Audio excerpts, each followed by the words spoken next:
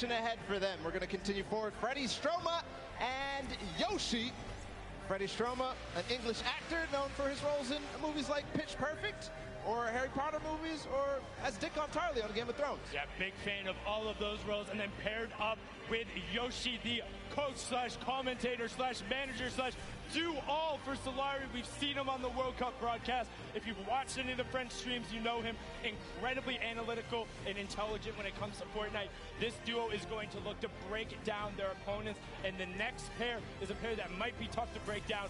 Tons of experience coming out between Cody Walker and Toygby. Cody Walker, the American actor who starred in the show In the Rough. He's also known for his work in the Fast and Furious movie Furious 7, where he helped complete it after his brother's passing. Toygby, he was part of the Millennium team on League of Legends, so another one of those former LoL pros who have been over here. He's been a part of that roster, also as a coach, so I mean a lot of knowledge being brought to the stage.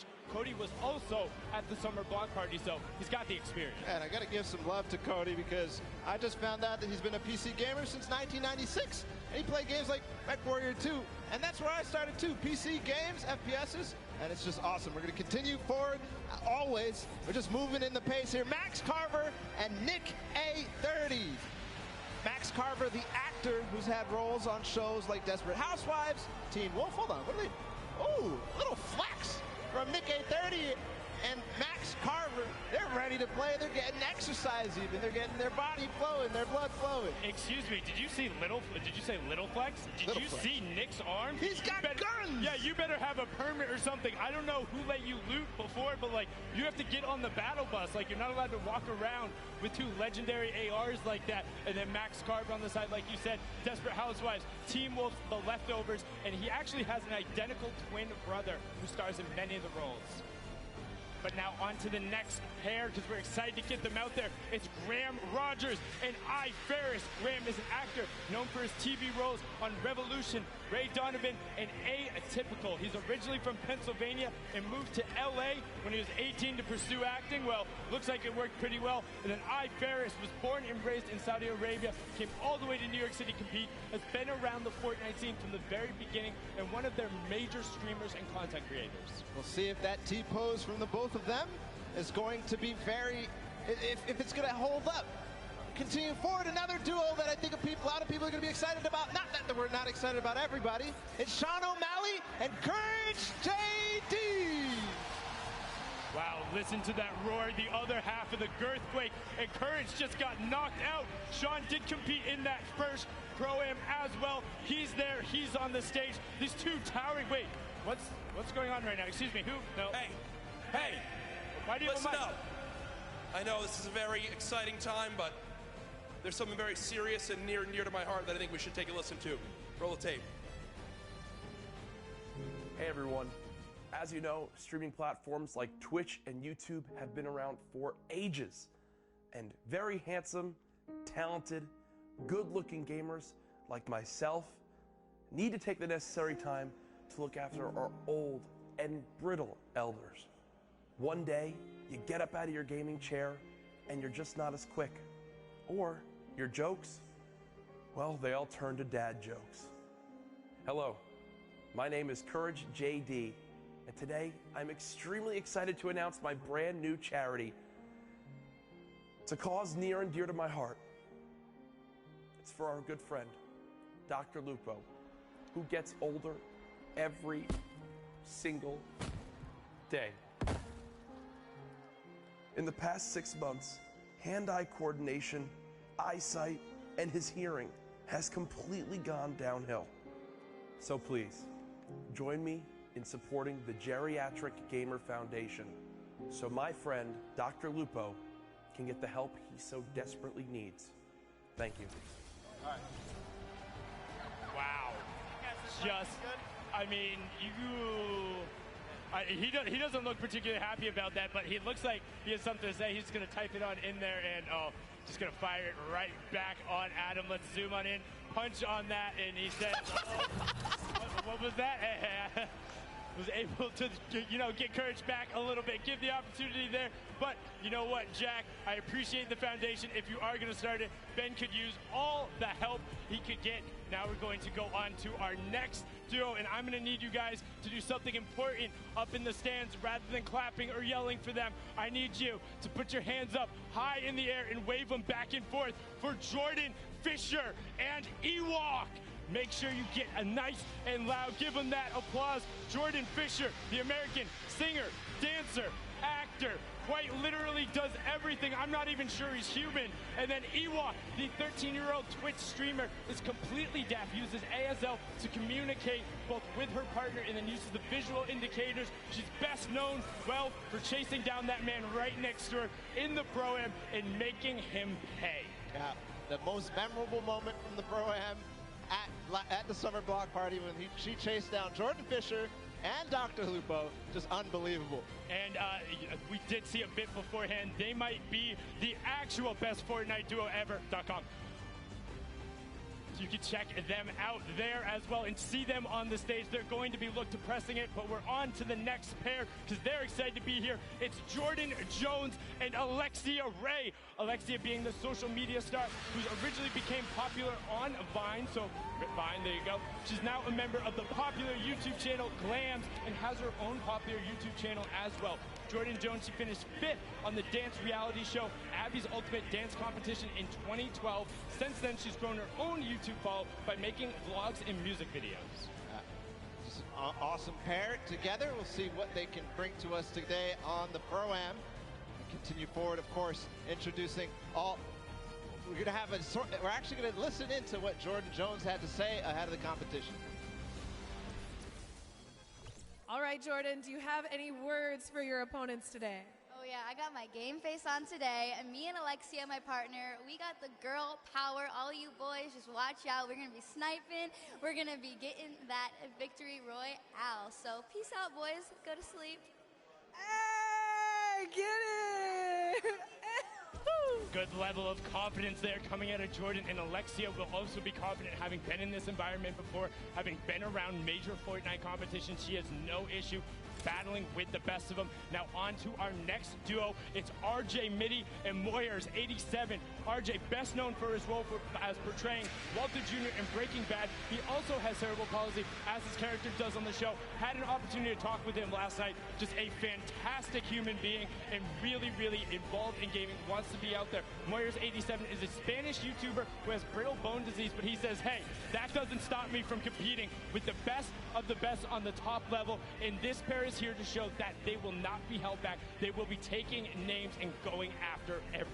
Yeah, and part of the reason I love this duo so much is RJ Mitty does such great things, but also Moyers, I love his reasoning that he likes gaming is because it gives him a window into doing impossible things, which is just awesome. So we're going to continue forward, of course.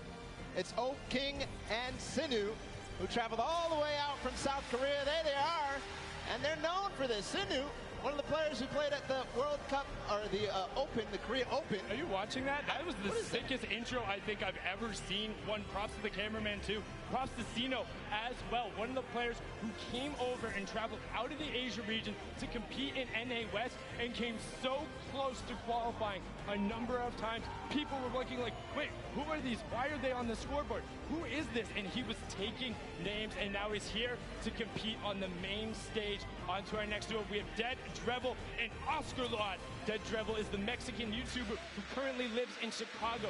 He creates content across 3 channels and is a gaming and entertainment streamer. His 3 daughters are watching him today from Houston. Shout out to you 3 daughters and everyone out there with family in the crowd.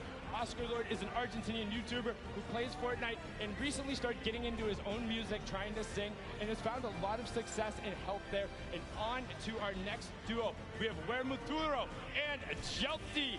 Wermuturo is a YouTube vlogger, gamer, and sketch comedian. He's been nominated for a number of awards for his channel. As this year, one of them was the top 10 Mexican YouTubers. And then Jelty, a Mexican competitive player that came so close to qualifying. That's also his little cheeky face reveal there. Got to talk to him last night. He was just like, hey, I'm happy to be on zero ping.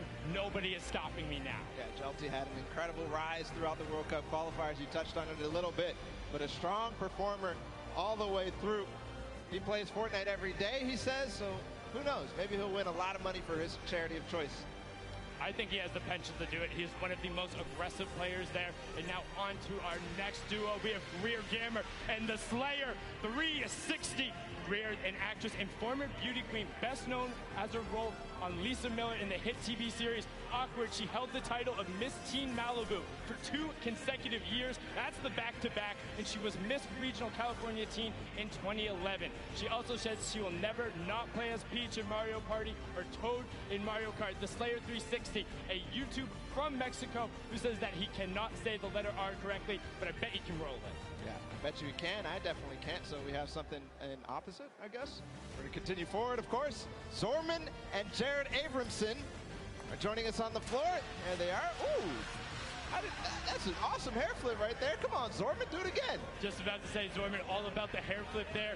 A famous Spanish YouTuber and magician. He studied programming and computer science. Jared Abramson is the Canadian actor known for his role in American Animals, Hello Destroyer, and Travelers. But I think the more interesting the facts, he's a trained mixed martial artist and Muay Thai kickboxer, has a record of 1-1-0 and 2-0-0 in each. But his MMA name, ready, Balla, get this, Wolfblood. What? Really? Wolfblood. That's crazy. terrifying. Like, don't want to run into anybody like that. Now our next duo, Robles and Chigua. Robles, a well-known Argentinian YouTuber who lives in Ovaria, a province of Buenos Aires. Fun fact, he likes arugula and struggles to not eat it with every meal. And his partner there is Chigua, an Argentinian Fortnite player who used to play a lot on console, but now that he's wanted to up his game, he's gone to keyboard and mouse, and he's seen a lot of success in rapid growth. That's awesome. A lot of players are doing the same thing, making the switch to controller to PC, so maybe some people will become fans of him. Next duo is David Williams and Wildcat. David Williams being the professional poker player and popular Magic the Gathering player. He also competed on tons of awesome shows, such as Season 7 of the popular Fox cooking show, MasterChef. And honestly, if you want to cook for me, let me know, because he's looking to try and open up a restaurant. I'll come through. And then Wildcat has been around the scene forever. He's been playing games forever. You can check him out. We have a soundbite from both of these guys. Let's listen in to what these two competitors had to say.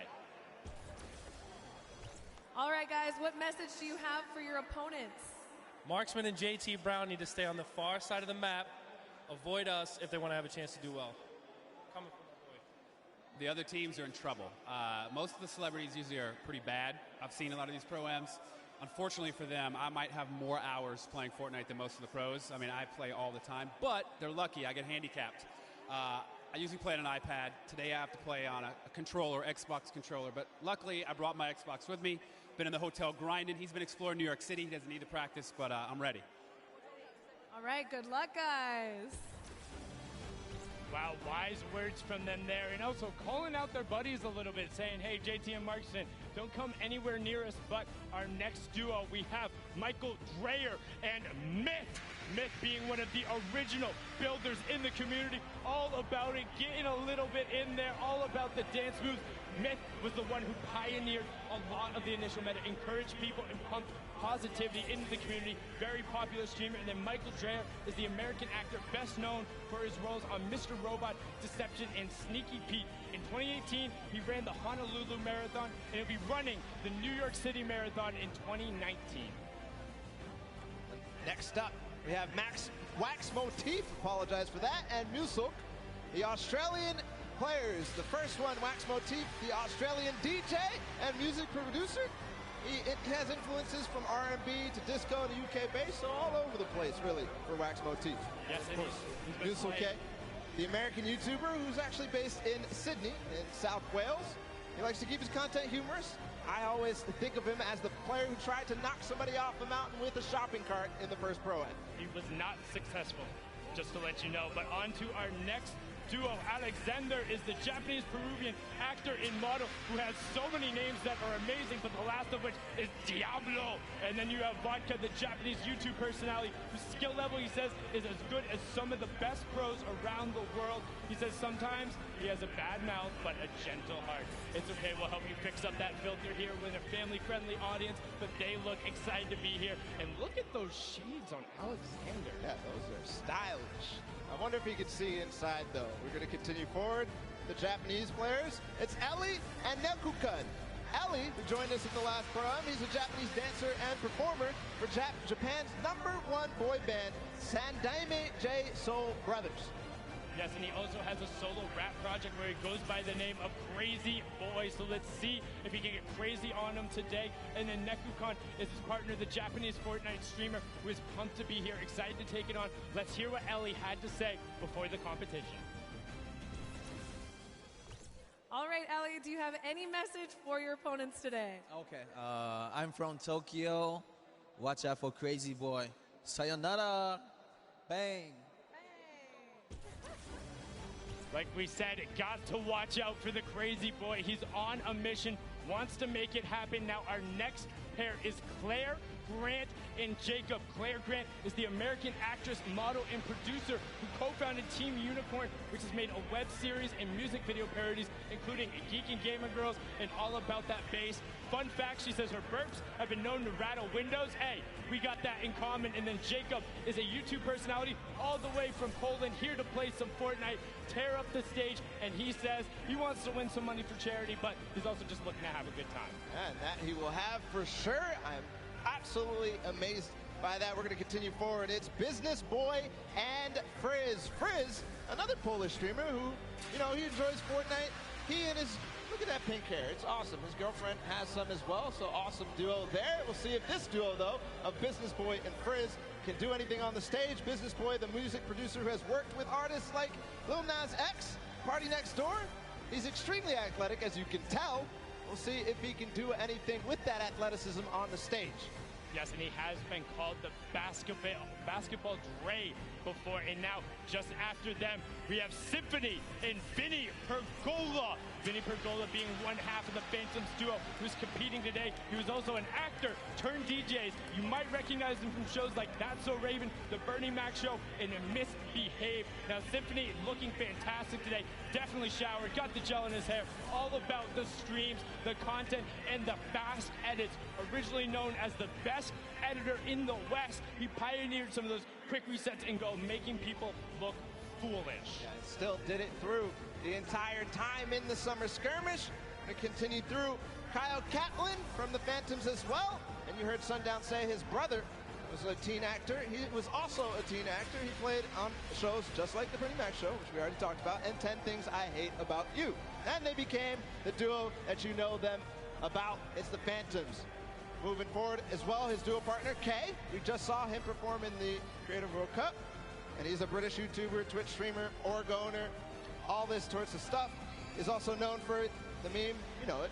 That's insane, bro. That's crazy. That's crazy, bro. But now our next duo, all the way from down under, trying to prove they're here for you. It will not be easy, but they're hoping that one day they will find peace on the Battle Royale island. Alice in Wonderland is the Australian electronic dance music producer. She has been best known for, well, her most recently, her single Peace, her album Run, in so many amazing things. She sings, plays the cello, and is also just a genuine human being. Likes to stress that it's all about positive mental health and being there for the other person. Loser Fruit, a very popular Australian streamer, part of the Click House, which includes multiple of Australian content creators, and she was the first Australian Twitch streamer to hit 1 million followers. And fun fact, she can do a perfect cartwheel. That's amazing for Loser Fruit there. On the floor still, they're going to grace us with their presence. It's Desmond Chiam and Mr. Fresh Asian. And we have a lot to say about Mr. Fresh Asian because he's somebody that participated in almost all the World Cup qualifiers and had just a fun time doing it and really plays highly in some of them too.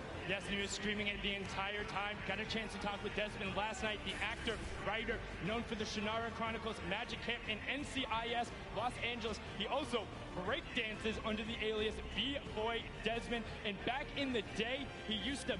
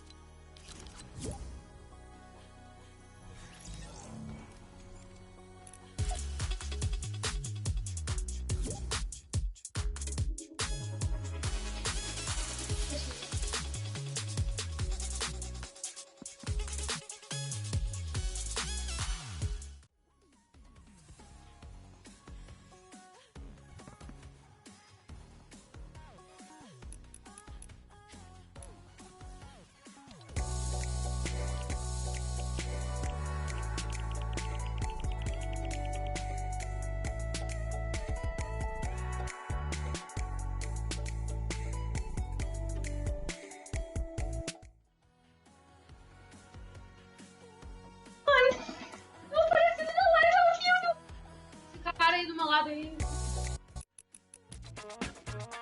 Vem do meu lado aí, tudo.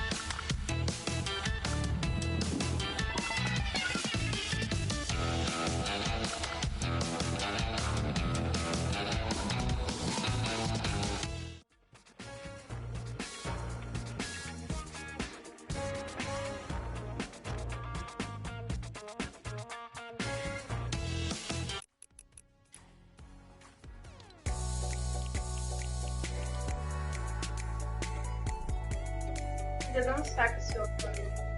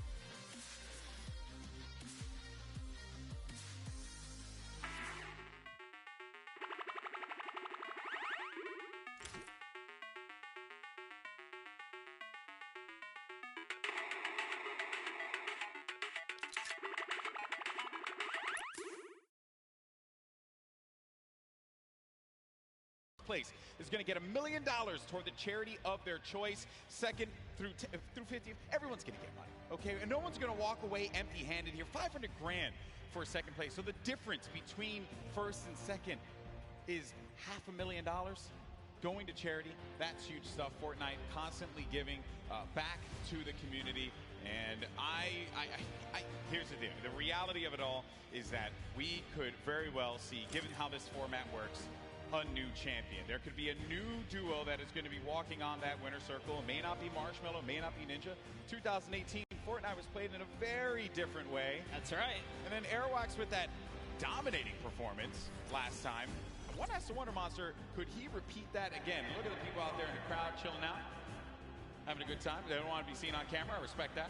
Wave. I feel bad. See us on you. I feel bad because I know a lot of people don't want to see me on camera.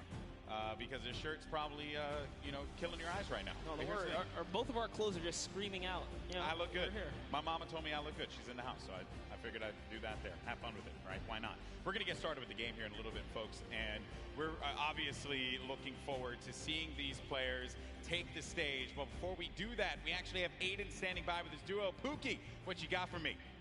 Thank you so much, GB. I can assure you, you guys both look great. I can see you from all the way over here, but I am joined by Aiden and Robert Avesey from Lost Kings. They came in second place at the Summer Pro-Am, so you can bet they are here to take first place today. Have you two practiced at all? Yeah, we talk a lot, so we have a good idea what we're going to do. And especially playing in the last one, we're familiar with each other, which I think helps a lot. Yeah, definitely. Having that team synergy definitely helps. Now, Aiden, you are no stranger to playing in LAN environments, but this one's a little bit different. Who do you have with you here today? I have my mom and my dad, my girlfriend, and my 5 mods. I hear him screaming back there. I love you guys. That's incredible. You have such an amazing support system now. You guys are playing for charity. This is a massive event. Do you want to talk a little bit about that? Yeah, it's an honor to be here, and the fact that Epic Games provides everybody with the opportunity to play and, for charity and just make money for themselves, it's crazy. So, yeah, I'm honored to be, playing for Wounded Warriors, and I'm just going to enjoy this moment. It's great. Perfect. Thank you so much. And just one more for you. Now, you are a DJ duo. Is your counterpart at home watching right now, or is he here? He's playing. So my duo partner is playing with his duo partner for the World Cup tomorrow, so we're about to take over. Interesting how that worked out, isn't it? Yeah, it may have been set up. May have been, definitely. Well, good luck today, guys. I will definitely be rooting for you. GB and Monster, back to you at the desk. Always a pleasure to hear from him. I remember meeting Robert Avesey last Pro-Am, and he was so into it. He said, I just want to go home now and just practice. And we talk about picks to win. And second place last summer block party at that Pro-Am, as we had mentioned, was Aiden and Robert Avesey. You know what? I'm going to make a bold proclamation here, Monster. I think they're going to take it. I think Aiden and Robert Avesey are going to take this year's Pro-Am.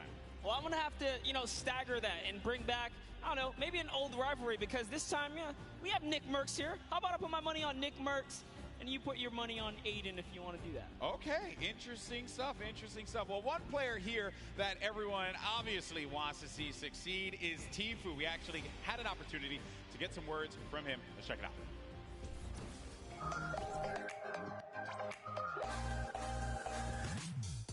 Hey, my name's Turner, aka Tfue. I'm playing the Pro-Am with my teammate Nav. I've been kind of friends with him for a while. I've only played with him a few times, but I'm feeling pretty confident, pretty hyped. I'm excited.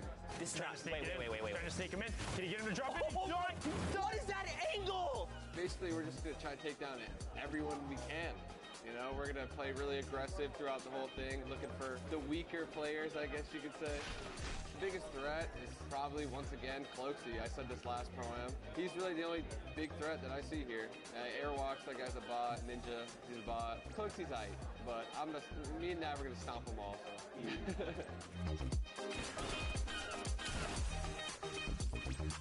My current favorite weapon is probably the combat, just because it's so versatile. You can use it close range, medium range, even long range at some instances if you need to, pick somebody's health off little by little.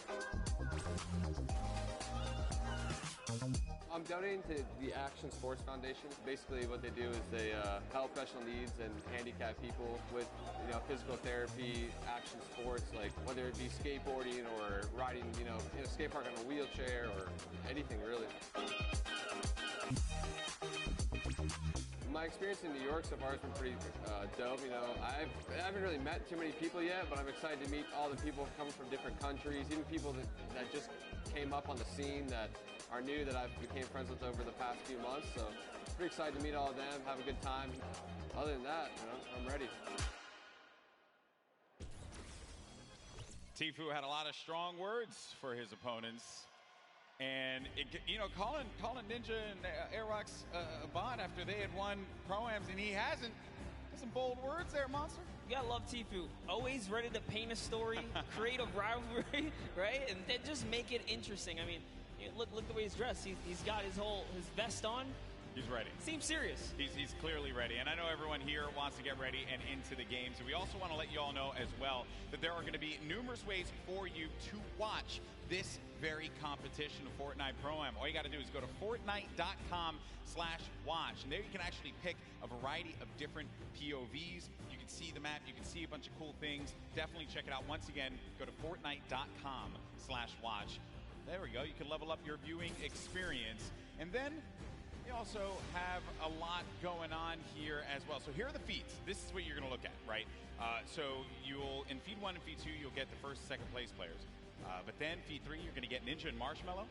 And then in feed 4, you're going to get Airwalks and RL Grime. So this way, you can see our defending champions in their perspective and how they're going to coordinate. You also got Nick A30, Max Carver. Let's not forget about Courage and Sean O'Malley, Doigby, and Cody Walker. And then for the Latin American community, you're going to have Flakes Power and Anderson Silva. So lots of great perspectives there. Also Asia as well. It's going to be Ellie and his duo. So there's going to be a bunch of perspectives for you to check out. Fortnite.com/watch. Don't forget about that. And have some fun. Have some fun watching this event. It's going to be a good time. By the way, I love because if you're a fan of any of those guys, you can literally see their points of interest, which is super dope. Yeah, exactly. You can learn from some of the best that play this game, especially the Fortnite content creators, see where they go. A lot of the players now are going to be on the island, loading up, getting ready to go. I'm pumped, man. I'm pumped. I want to get into this already, and I know we're going to get there eventually. But, a little anxious, of course. And I have to wonder, what other duos are going to be standing out? Because Tfue had mentioned Closey, him and Whit Lowry. They have the potential to be able to upset some people here, but he didn't really do it at the last Pro Am. Closey was kind of quiet at that event. I want to see him turn up, especially here in New York City, because he lives like right here. Yeah, and I'm also excited for Yoshi. Yoshi represents, on the Team Solari cast. It's a pleasure seeing him come out here. We always see him commentate, but you know what? Someone representing from a commentator stance out here playing. So I'm gonna be rooting for Yoshi and Freddie Estroma as well. Yeah, the French community loves him. Always got to give him some extra props. You saw for a second there, Courage and Dr. Lupo right next to one another. So perhaps there could be some shenanigans, maybe sabotage, if you will. I think Lupo's probably insulting Jack in a variety of different ways. They actually even slammed Tim the Tatman over to the left of Lupo as well. So that's an interesting lineup right there. You can never keep them separate from one another. Nope. You can never keep them separate. We're also going to have a lot of controller players playing out there too. And while controller players, obviously I'm controller gang, always going to represent. I want to see how they play out. I think we got a few pro controller players like Aiden, who I had picked before. That's right. Get into a box, really cause a ruckus, especially for the pro players. Aiden has qualified for the Fortnite World Cup in the duo side.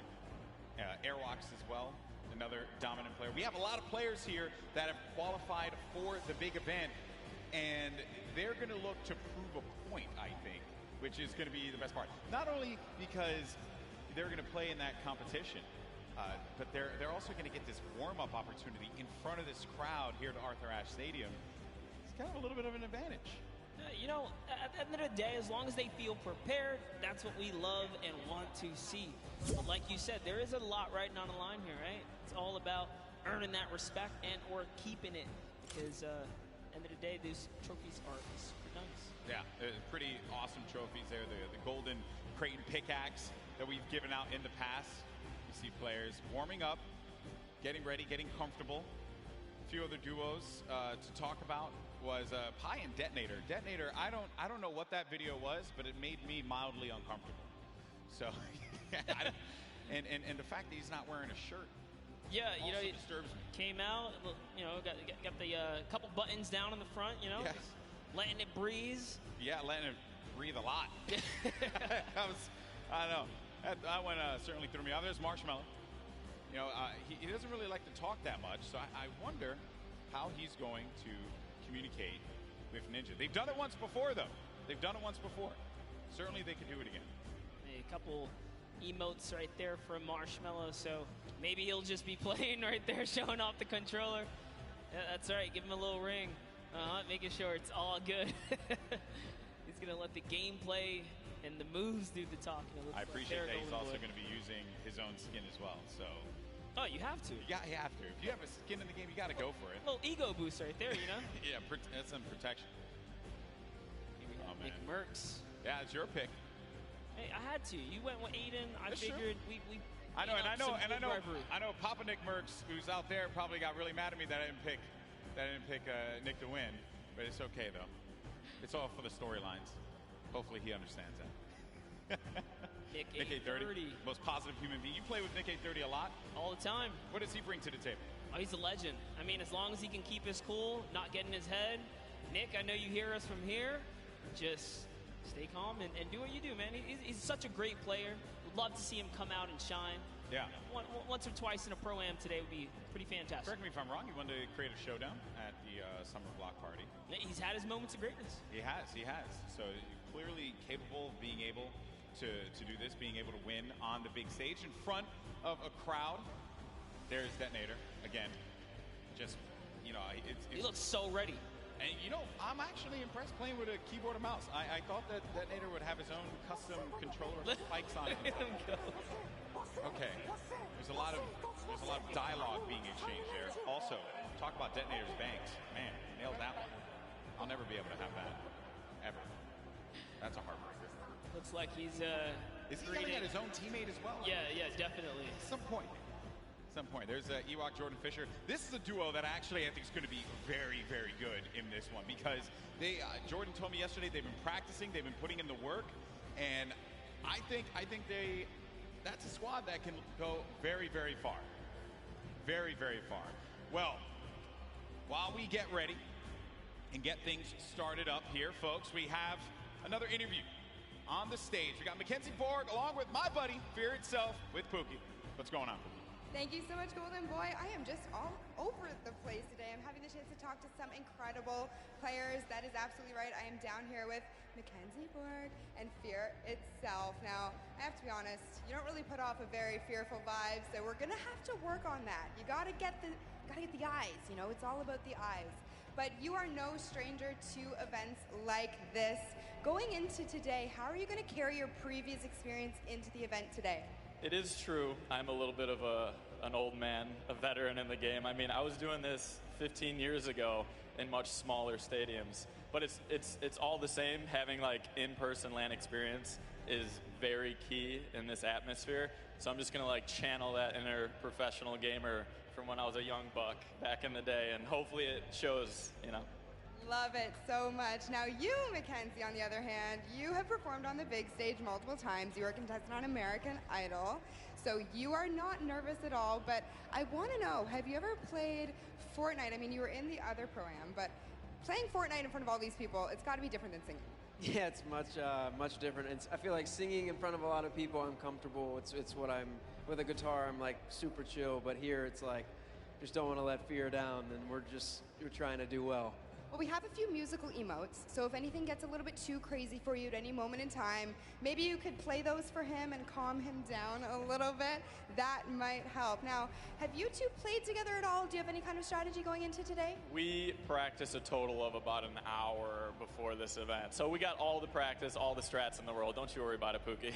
Oh, and you just, I guess, don't want to tell me about it, right? Oh, yeah, top secret stuff. Oh my goodness, all right. I might be able to get a little bit out of you later. But in terms of, you know, taking your experience from the previous Pro-Am that you just played in the summer, what are you going to do the same, differently? Anything you're going to want to tell me about? I think I'm more prepared now for the chaos and the hecticness between like the crowd, the subwoofers in the stage, and just the overall volume. It's not like sitting on my couch at home playing Fortnite. It's a completely different experience. It's definitely different. I mean, if you want to put your feet up at one point, we can get you some Cheetos or something. It'll be great. I'm trying to get into the more serious mode right now. I'm flipping the switch. Fear's got the switch too. We're switching it. My goodness. Well, you guys heard it here first. These guys are locked in, so I'm going to let them get a little bit more practice. Golden Boy and Monster, back to you guys at the desk. Thank you so much, Pookie, for that one. For itself, I've had opportunity of commentating many of his victories in the past across a variety of games. He's humble. He goes up there and he's humble.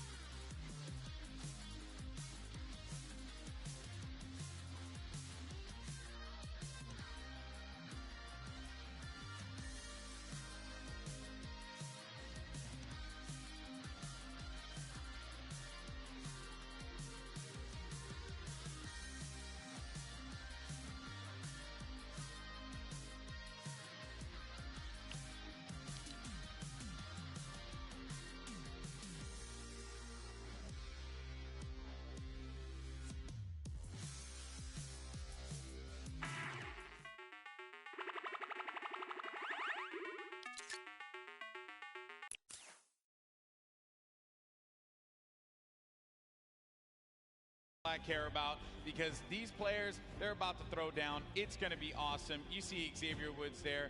He does not have any pancakes, but what he does have is that SmackDown Tag Team Championship right by his side. He's got to let everyone know that he's a champion, raising it on high.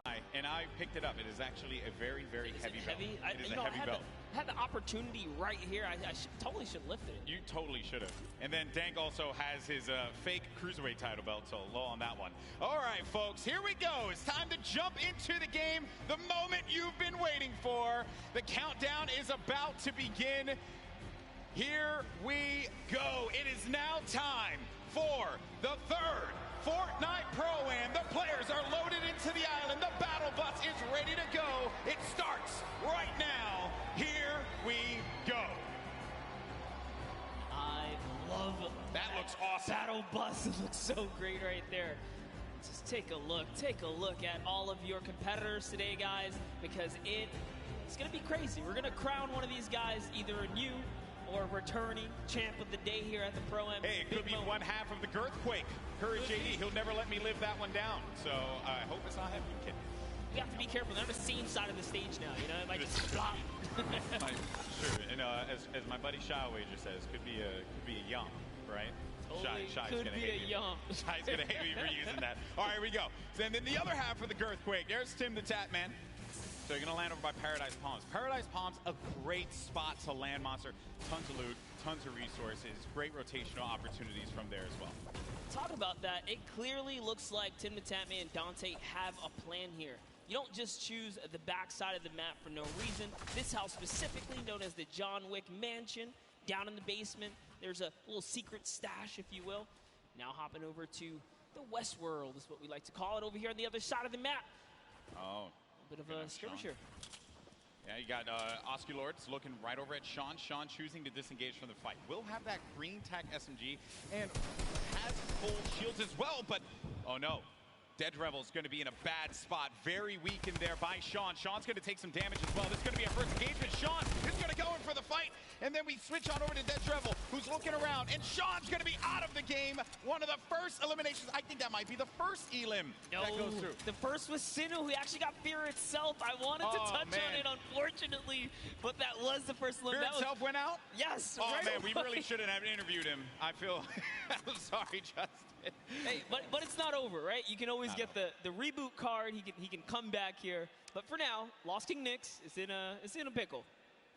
This is rough. Rough for Nick to be in here.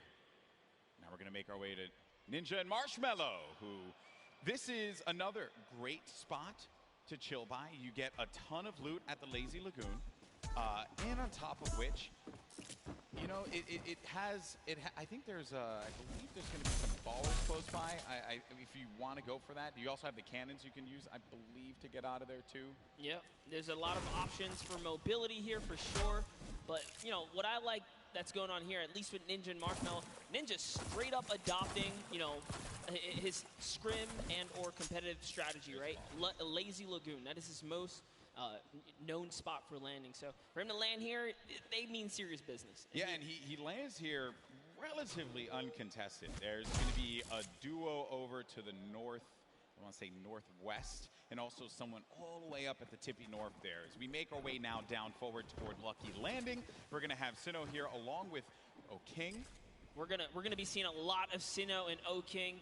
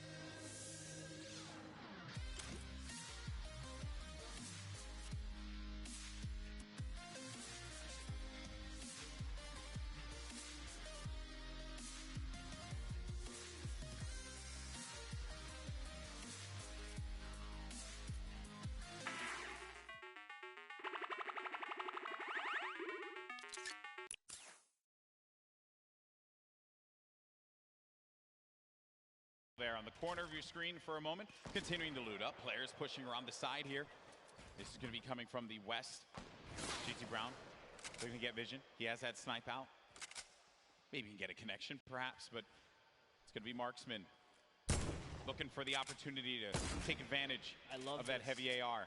Yes, I love this. JT Brown ready to back him up. He's got extra shields and everything. He's got that legendary sniper. He knows exactly where this player is at. Just looking for a small peek right here. He might take his face off. We will see. He's playing with a lot of confidence, too. You can tell in the movements. JT Brown has played in multiple, I think he's played in every single Pro-Am that we've had. So no stranger here to this big stage. And then they're not really going to go for that fight. There wasn't really much of a reason for them to try and push in for that fight, Monster. That player did have that natural high ground. If JT Brown would have gotten the connection with the snipe, that would have been great. But you got to think about this, the storm, as it pushes on in. Now these players, you're going to take a little bit of damage here.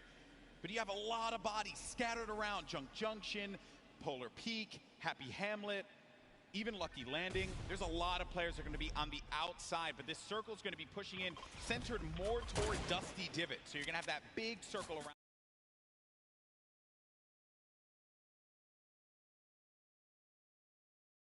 And does not want to play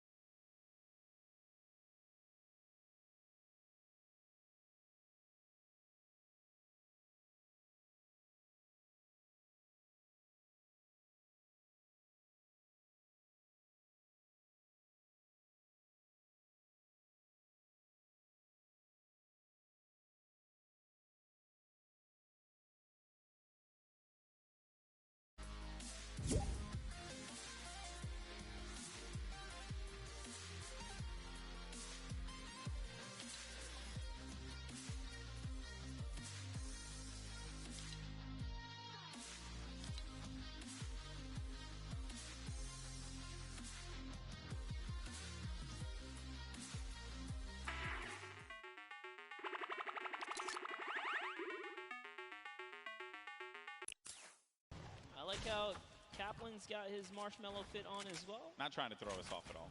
You know, honestly, that's like, I wouldn't use this, right? If you wear this fit, you're tempting other people to be like, dude, that's marshmallow, isn't it? Right? And then they just want to push. You're not wrong there, buddy. I'd love to catch a highlight, right? Yeah, it's like, dude, I'll push him right now. Exactly. Right? You're not wrong there. I mean, that certainly can be a thing that players see and they're like, wait a minute, maybe? But if a lot of people who have studied Ninja's gameplay know that he is going to go over to that Lazy Lagoon area. But we make our way now to the lava areas near Pressure Plant. This is where Marshmallow and Ninja are, and there hasn't been a lot of activity right now, right? It's been a little bit of a slower game, but that's what I like to see, right? You and I, we've been casting endgame after endgame after endgame in the Fortnite World Cup online qualifier, so it's nice to see some strategy, some rotations go into place here, and players really being methodical where they're going to push at what point in time. And Ninja, he's getting ambitious with these shots, managing to connect that infantry rifle, the purple infantry rifle, so good.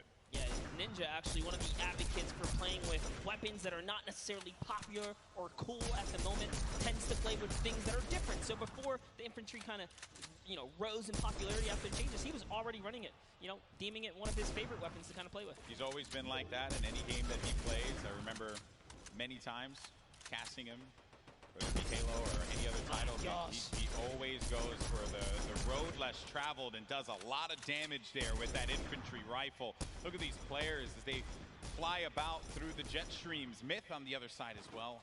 This duo there. It's got to be. Oh no, Tim the Tapman. No, ooh. Tim, no, Tim. And you know, he landed extra quickly. He got picked off from the sky. I don't want to say it, but he was literally swatted like a fly right there. Oh, that was too easy. Taken right out.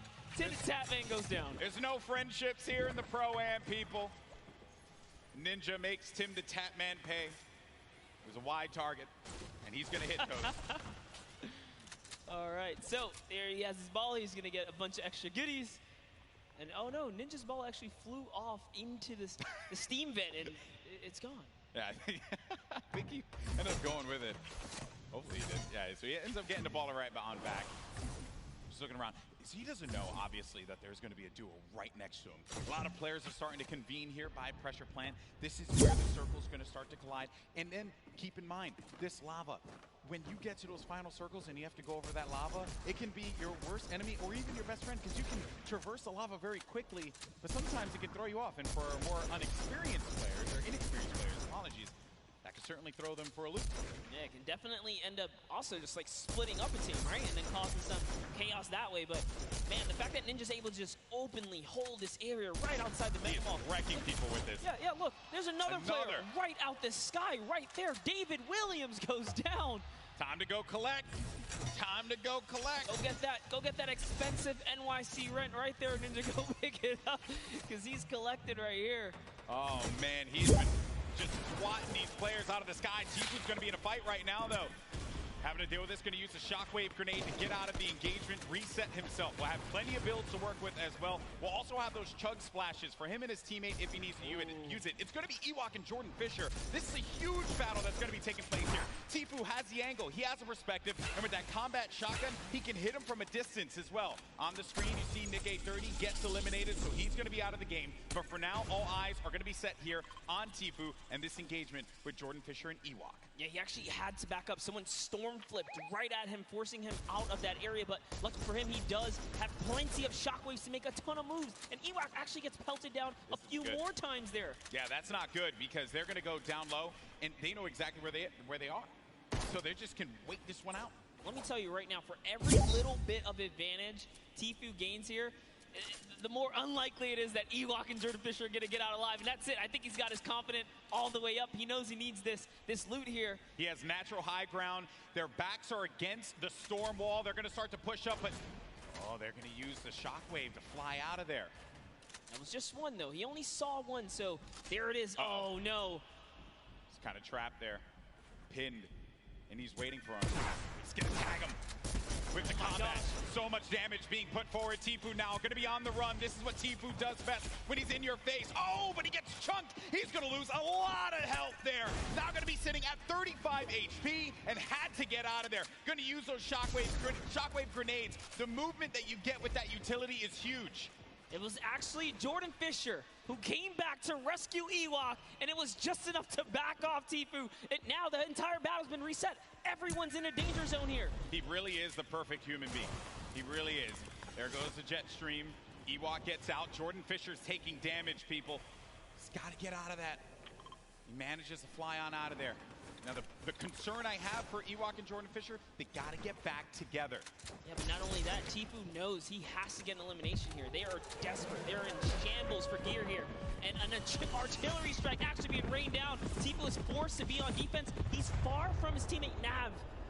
But look, Edwin Hodge and Fraps right here. They don't have health either. This is the perfect opportunity for Tfue. A lot of players are going to be very, very weak. And he gets an elimination on Edwin Hodge. That's going to be Tfue's 4th elimination. Nav has 2 of his own, 6 points total. Oh, there was a trap there! You never suspect the trap, Tfue! Oh, my word! He is disgusted with what he just saw. Nav should be able to get him, though, and they'll get back into this. He does have launch pads, so they can use that to get back into a safe position, but they don't have heals, Monster. Yes, he does. He actually has 2 campfires in his inventory. Oh, well, he doesn't have shields. Yeah, but he has to get to zone ASAP. Airwalks, a previous reigning champ so far, and RL Grime are going to push someone off here. And oh boy, this is the Pro-Am. It's starting to heat up here. That is going to get clipped so many times. Absolutely. Tfue hitting the trap. Never expected. Imagine catching a nice little 2-piece and then walking into a trap. That was perfect. There goes your summer block party winners, Airwalks and RL Grime, sitting on top of their, I would say, hodgepodge constructed tower here. Then Tfue, right next to Allier. Boy, does he have a video for you. Tfue has not popped these double campfires. Oh, actually just keeping it going. That shot from Tfue, clinical. Combat shotty, that thing's going to tag you from what sometimes it feels like a mile away. This player's going to be behind this tree here, and Tfue sees it. Tfue, easy pickings for the veteran. The tree goes down, no more protection for him, but the shadow bomb is going to be used. You see that player flipping away on out of there, doing all the flippy stuff. Actually love it as well. He sent Nav in because Nav had the materials and the health advantage there to kind of lead the way, but now they're both in a desperate situation. Tfue forced to just get to farm in here. He's going to try and get what he can off the bunker. Ninja still in the same spot just outside the volcano vents. No reason for him to leave when he's hitting the shots the way that he has been with the infantry rifle. Your 2018 Fortnite Pro AM champion. Marshmallow going in for the shot there. Player's going to be picked off from this guy. That's going to be Sinnoh who gets Moose-Cell. Oh, man, that's rough. Sinnoh makes it to endgame with O-King. Like I said, they're going to be a troublesome duo. There's still tons of excellent players left in the game here. See Whit Lowry down below. He's closing nearby. Uh-oh, Ninja's actually super hurt now. I think he just received the snipe. Yeah, so Ninja's going to be in a rough spot, but we actually did catch one of his other shots earlier on. That was going to be on Michael Dreyer. That was elim number 4. Now, though, Ninja getting back to a fighting position, but he's going to get hit again. This is rough for Ninja. Doesn't have a campfire. Saw Myth there. Saw Nick Merckx. A lot of good players. Competitive players nearby, that's right. Cloak is still going to be in this match. Marksman still in the game as well. Airwalks, as we had mentioned earlier, Wildcat there. Everyone gathered together here, right in between Dusty Divot and Mega Mall. Nick Merckx only with 1 elimination. When you get down to 15th place, that's when the placement points start to go through. There you see it right there, the format, how it works. Every elimination that these duos get is going to earn them 1 point, but when we hit 15th place, that's when you're going to start getting those placement points. And look right there, Myth just ended Ninja up above in a battle, and Marshmallow's off to fend for himself as he impulsed out of the battle. And it looks like he's has to make a big decision here. Yep, he says, you know what, I'm going to get to zone, and it's time to leave Ninja's card behind. There's nothing he can do but play for placement at this point, so he goes straight for the high ground. Marshmallow does manage to get up top there, and some great quick building is going to keep him safe for the time being. He can't get his card, and bear in mind, I mean, look at the circle. We're hitting into that half in, half out circle. Movement's going to start to happen here. Players are going to have to start thinking about those pushes, the rotations, and also who is going to be gatekeeping, preventing these solo players, perhaps, from getting in.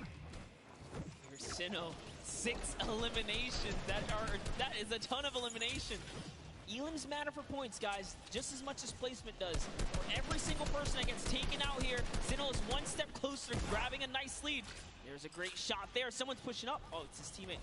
Okay, we'll disengage right there. All right, time to refocus. Oh, he's looking in the distance here. He sees Cody Walker, Yoshi, a new cough right there. Yoshi pops something. Looks like he had an impulse. He gets to the zone there. Cody Walker also goes down to Sinnoh. Edukov gets knocked as well. Who's that? It's going to be another. Sinnoh's placement is so good here. Mr. Fresh Asian. That's 8 eliminations for Sinnoh.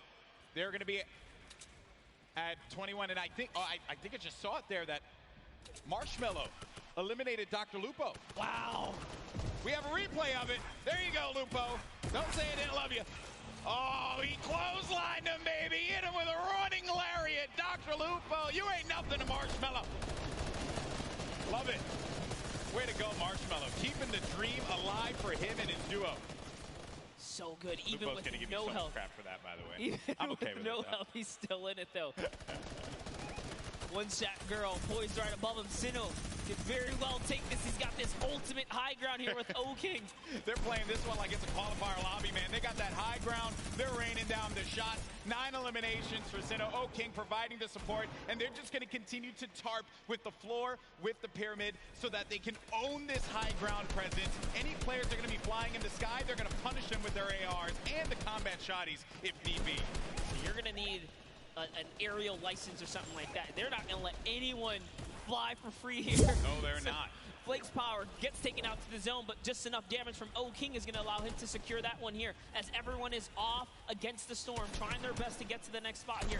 Take a look at O-King's perspective. He's got a minigun way on top. Oh, man, the minigun shredding them. You got to be careful, though, for that storm. Look how much damage is going to be taking O-King.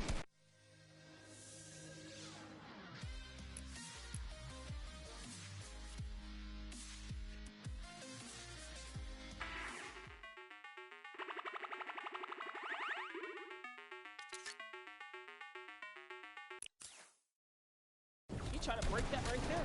Yeah, it's It is. It's Myth and Cloak are going to be engaging in this fight.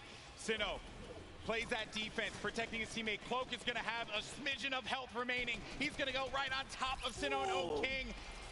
Chikwa just picked off one, and that's going to be Elim number 10.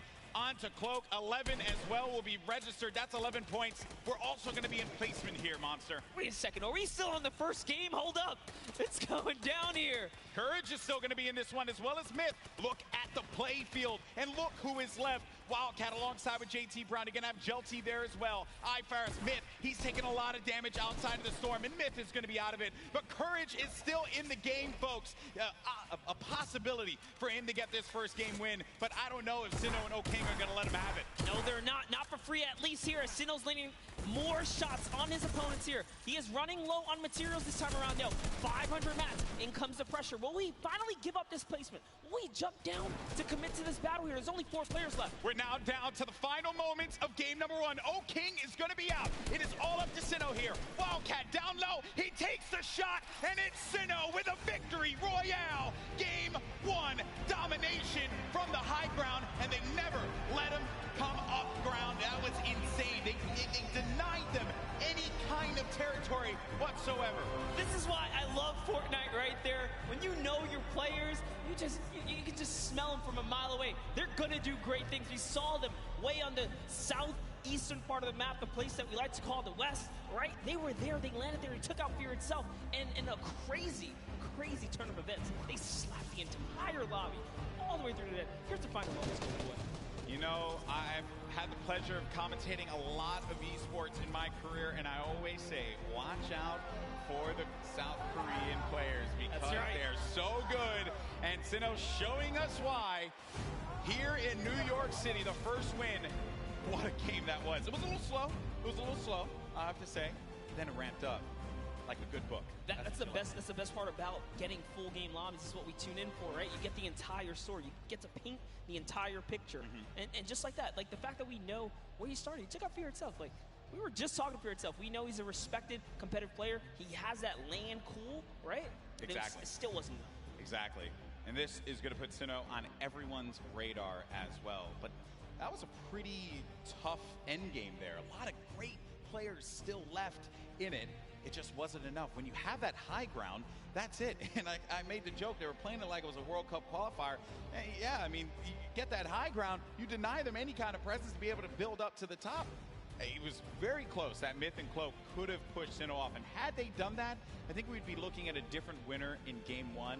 But credit to Sinnoh for keeping his cool, as well as O'King for supporting him in that one. Yeah, Cloaksy might have had the high ground, but if I'm not mistaken, Myth just hit him with a really good shot. Put his back against the wall. He had no help. Sinnoh comes out with that side peek. And it was all his, and easy raining from there. Yeah, some good moments in that game for sure, and we thank you all so much for joining us here. That was just game one of the Fortnite Pro Am here at the Fortnite World Cup Finals, our third Pro Am ever. We've had some great games throughout the day. The Creative Showdown was a blast to watch. Some really, different experiences for a lot of our viewers. I mean, hey, we watched $1 million jump, literally. $1 million jump. That was insane.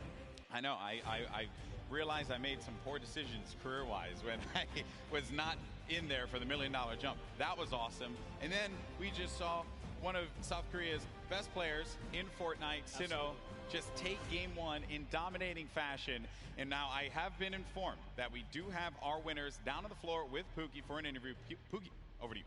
Thank you so much, Golden Boy. I am here down on the floor with our winners. I want to congratulate both of you first off and foremost. We have Sinnoh here, who we've seen play so many times in the past. He was actually part of the World Cup qualifiers. He did not qualify, but it has been quite a journey for him. How does it feel to be playing on this stage regardless?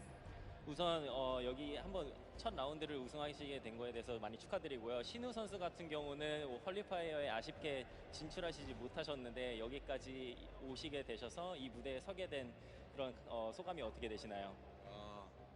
일단은 소감 일단 제가 여기 있는 거가 믿기지가 않고요. 게다가 첫 라운드까지 우승을 하니까 지금 진짜 기분이 정말 좋네요. I actually can't believe that I won this first round, and it feels awesome to be on this stage. Well, I can believe it. You guys were playing clinically with the high ground, the tarping, unbelievable gameplay. Congratulations. Down on the end, you've done charity events before, so you've done this before as well, but is this your first time playing Fortnite in front of all of these people? 우선 일단 하이그라운드에서 잘 이렇게 플레이 하셨던 것 같고 이렇게 체리티 자선 기부 행사에서 저번에 플레이 하셨던 것 같은데 이 많은 사람들 앞에서 플레이 하셨던 게 어떠셨어요? 일단 굉장한 영광이고 이렇게 또 좋은 행사에서 좋은 사람들과 좋은 성적을 거둘 수 있을 것 같아서 뭐 미리 뭐 김칫국은 아니지만 좀 다음 라운드에서부터도 더 좋은 성적 내가지고 처음에 들어올 때 우리 아는 사람들 거의 없었거든요. 한 명도 없었어요. 요 대회 끝날 때 저희를 모르는 사람이 한 명도 없게끔 만들도록 하겠습니다.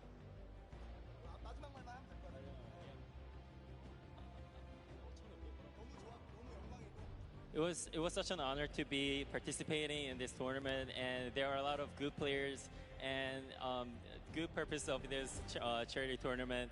And after this is done, before the tournament began, nobody actually know us, the duo.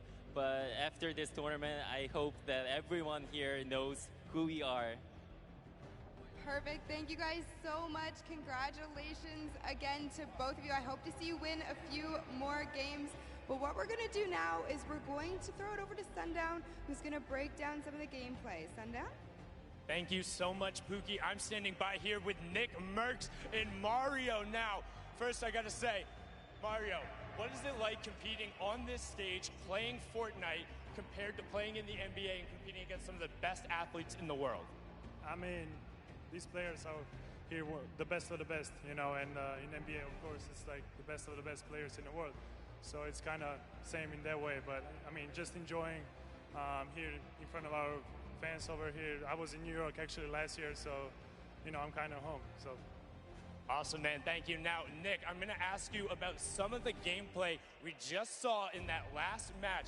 you're actually able to catch a really nice double elimination onto some key targets and then get a good rotation out. So let's roll the clip and we'll kind of take a look what was going through your mind when you're able to catch those, because you played a little bit slower over the course of the game and then you were able to set yourself up with the angle. So what was going on? Just trying to get on the strong end of the circle, using the impulse grenades. We both used them at the same time to get on the strong end. So what we did was we bounced across, we got lucky with the circle, and we looked for the players that are rotating late. And we got lucky, man. We had a couple players rotating way too late, and we just tagged them up. They were easy kills, you know? Very well done there. And also, I just want to give you a shout out. The grow up from you, we go way back, competed in the Gears of War stage. He actually was the one who knocked me out at my very first tournament ever. So being on this stage, Nick, what's it like, man? What's that journey been like for you? I've been here for a minute, man. I mean, it's really cool to see a lot of our same friends working for Epic and setting all of this up and being a part of this and being in the industry. I kind of feel like a grandpa, you know? We've been in it for a minute, and it's a good feeling. Yes, it's a good feeling. Good luck in the rest of your matches. Now, come on, get in here. Give a hug. Give a hug, man, Mario. Thank you so much, man. Absolutely amazing from these guys. As I said, good luck in the rest of the matches. We're going to throw it back on over to the desk with Monster and Golden Boy. Thank you so much, Sundown. That's right. You know, a lot of folks here go way, way back, and that's always a fun time when everyone's able to get together, hang out, reminisce on the good times. But we're here and now, and right now, it is currently Sinnoh and O'King's time because they won game number 1. Let's take a look at the standings when we get a moment to see where we are currently, because as we know, that victory from the South Korean duo, hey, let's not forget, Sinnoh, this is a guy that nearly qualified for the World Cup a few times now. A lot of talent. And I'm just glad that people, they said it right, that we want people to know who we are. And I just want people to know who these players are because they're so good. They're so talented. Yeah, without a doubt, when you guys obviously get this translated, no, the competitive community absolutely know who these players are right here. For and sure. you guys deserve every ounce of respect, especially from the public. But we have some standings. Let's That's see. right. Let's see where these players are, Golden Boy. That's right. Let's take a look at the standings. Where we are right now. Who is going to be behind in this one, right? So it's going to be, it's going to be Airwalks and RL Grimes. So No surprise. Picked up 7 eliminations out of that game. All right. Courage, Sean O'Malley in 5th place. You got, let's not forget about Garber Reaver and Jelty in 4th, and Robles and Chigua in 3rd. Tifu and Nav in 8th place. I'm jumping around here, just looking at some of the players that we've talked about. Maybe some have had unfortunate circumstances become them, like Tifu. Got hit with the trap. I mean, we saw Ellie earlier today, right? He just pointed at the camera, walked off, representing for JP, Japan, right? That was a good interview. Good to see him in the top 10 right here. But as we move on to the second page, and just take a look here, all of your favorite content creators, couple of elims on the board. It's not bad at all. No, not at all. It's only game 1. You have plenty more to go here. Ninja and Marshmallow in 14th place. We covered them quite a bit in that last game because they stayed put at pressure plant and did not really need a reason to ever rotate around. Because of that, Ninja was able to punish a few players flying in the sky, kind of like when you caught Tim the Tap Man midair. Yep. That infantry rifle was huge for him. Maybe he's going to be able to do that again. Obviously, let's see how the circle works in your favor. But that's it. Game 1 is behind us. Now it's time for game number 2. Come on, New York City. Do these 2 New Yorkers proud. Let's start to make some noise and get hyped. Detonator's excited. I'm excited too. The countdown is about to begin. Who is going to come out on top in game 2? Here we go. The battle bus is flying over the island, and we're going to get a good trajectory here. Going over the ice biome, Bipolar Peak, making its way over to Lonely Lodge. That's right. It's cutting straight across the map, straight in half like a fresh New York pizza. It's straight down the middle right here, and everyone's going to get their take of the slice. I love making I like that pizza reference, bro. You just have to. It's too easy. They're just giving out here. You can't be in New York and not make the pizza reference. Gotta make the pizza reference. And also, Chinkin, if you're listening to me, you fold the pizza. You don't eat it. You don't eat it The flat. question is, do you flip it upside down on the cheese side, or no? Man, no, just fold it straight I'm up. just asking. Some people they advocate for that kind of stuff. Those people are crazy. Take a look here. You see Detonator floating on by. Marshmallow right there. No surprise. They're going right back to Lazy Lagoon. That's going to be their hometown. And they're getting landed on, by the way. You take a look at that map. There are some players nearby. Our chance Sinu and O-King, I think everyone wants to see them here. Yeah, that is a problem. There is a player that landed lazy. We'll keep tabs of that later. Here's the game 1 winner, Sinu, O-King, the lucky landing spot. You're going to get a few options all the way in the back, remember. So you're going to be all the way back here by Lucky. You can go to Fatal if you want to get some more loot. Maybe you want to push over to the desert biome, go to Paradise Palms, potentially where the circle is going to populate. We're going to find that out in a few seconds here as well. So this is when key decisions are going to have to be made. And lucky them that they went to Lucky Landing, because the circle literally lands right at the edge. So they're good. They're good for that push. They have a lot of real estate to work with, Monster. Call that winner's luck, all right? These guys have the nice lead. There's beginner's luck and then there's winner's luck. This is winner's luck. Winner's luck is a thing, all right? Sometimes things just go your way, and then you're the winner. Sure. Never happens to me. Breaks my heart. One day. I've seen it happen to you a few times, though. You've got a few... Hey, I'm here, aren't I? Like, look you've got some shields out of nowhere in chests. When I watch your stream, very questionable. Like, that's not fair. Right when you needed it. How's that even possible? Happens to the best of us. But like, you just don't have a response. You're just like, that. You know, I don't judge. I just take my blessings. I respect that, man. Some chug splashes there. Gonna bring everyone up to a decent amount there for the shields. Some eliminations already. We lost 2 duos already. Going over now to Paradise Palms. Same duos that were here before, sticking to these drops. You got Dead Drevel along with Oscar Lod. Oh, nice shots. Shots down. Did he connect there, though? No, he didn't, but at the very least, so he was on target, that player. Did manage to move around there. Hear that Shadow Bomb go out. And Dead Drevel had to have heard that, which is the reason why he's going to start pushing up here. Doesn't have the resources for a full fight. So he's going to be playing around this natural structure. And he needs to just farm up. Osculot's going to be taking a lot of damage as well. Going to have to get out of the fight. 34 HP remaining. He's going to need to rely on his teammate. Does not land that shot with the hand cannon. But Dead Drevel's there for the follow-up. That's Business Boy. Oh, but business is closed down, unfortunately, for him. Dead Drevel's going to be out of this one, but not dead yet. Did get peeked right there, so he has to be careful. Oscar just looking. Frizz has got such a good, position on them, and he even has shield. This is just like that. Now he's at 72 extra shield, so he's doing just fine. That jump shotgun, perfect for being chest to chest, get right up in a player's face and doing tons of damage. And it's early game, so Frizz can get Business Boy's card, bring it back into the fight. Oh, the revive's going through. You see it, the pickup. Oh, but Osculard heard it, so had to get out of the fight. Frizz gonna go for the follow-up, but Frizz is gonna take a bunch of damage, down to 80 HP. Player's gonna jump for the fight there. With a hope and a prayer, but unfortunately, Frizz is gonna get the better, and that's 2 eliminations, and that duo is gonna be out of the game. 2 huge eliminations, and just a little fun fact, I'm sure his girlfriend will be proud. It says here, they both have pink hair. Okay. I don't know what it's like to have pink hair. I have to talk to Ninja about that one. I know he did that for a little while. It won't look good on me, and also I don't really have a lot of hair. Yeah, I was gonna say, I don't want to break it. And speaking of someone with not a lot of hair, Dr. Lupo on your screen right now. Just messing around. That was a low blow. No, here we go. As Fortnite's resident senior citizen, I'll take it. I feel like I'm also a part of the geriatric gamer program. Actually, this is our first time seeing the Storm Sniper in play here. That's right. Just came out the other day, and it is, I think that players probably want to go with something. Okay, Dr. Lupo isn't actually the oldest caster for Fortnite. That's Grandpa Golden Boy. Really, guys? Really, you had to do me dirty like that? Fun fact, in my hometown? Exposed. In my hometown, of all places? It's all right, though. I still love you guys. It hurts a little bit, just stings. Stings the nostrils, just a little bit. Dr. Lupo. I'll bandage it. Yeah, thanks, bud. He's going for the birthday cakes as well. Another thing that had actually just come out, celebrate Fortnite's 2-year birthday. We've been playing this game for a little while. Use that hashtag Fortnite World Cup. Share with us how you're going to be enjoying the event, whose stream you're going to be looking at when you go to Fortnite.com/watch. We want to hear from you. Make sure you're talking about it. Also, you're going to get that fancy little picture on the side when you use that hashtag Fortnite World Cup. Just Fortnite World Cup. There's Sigla, along with Dr. Lupo. They're just going to loot around Salty Springs.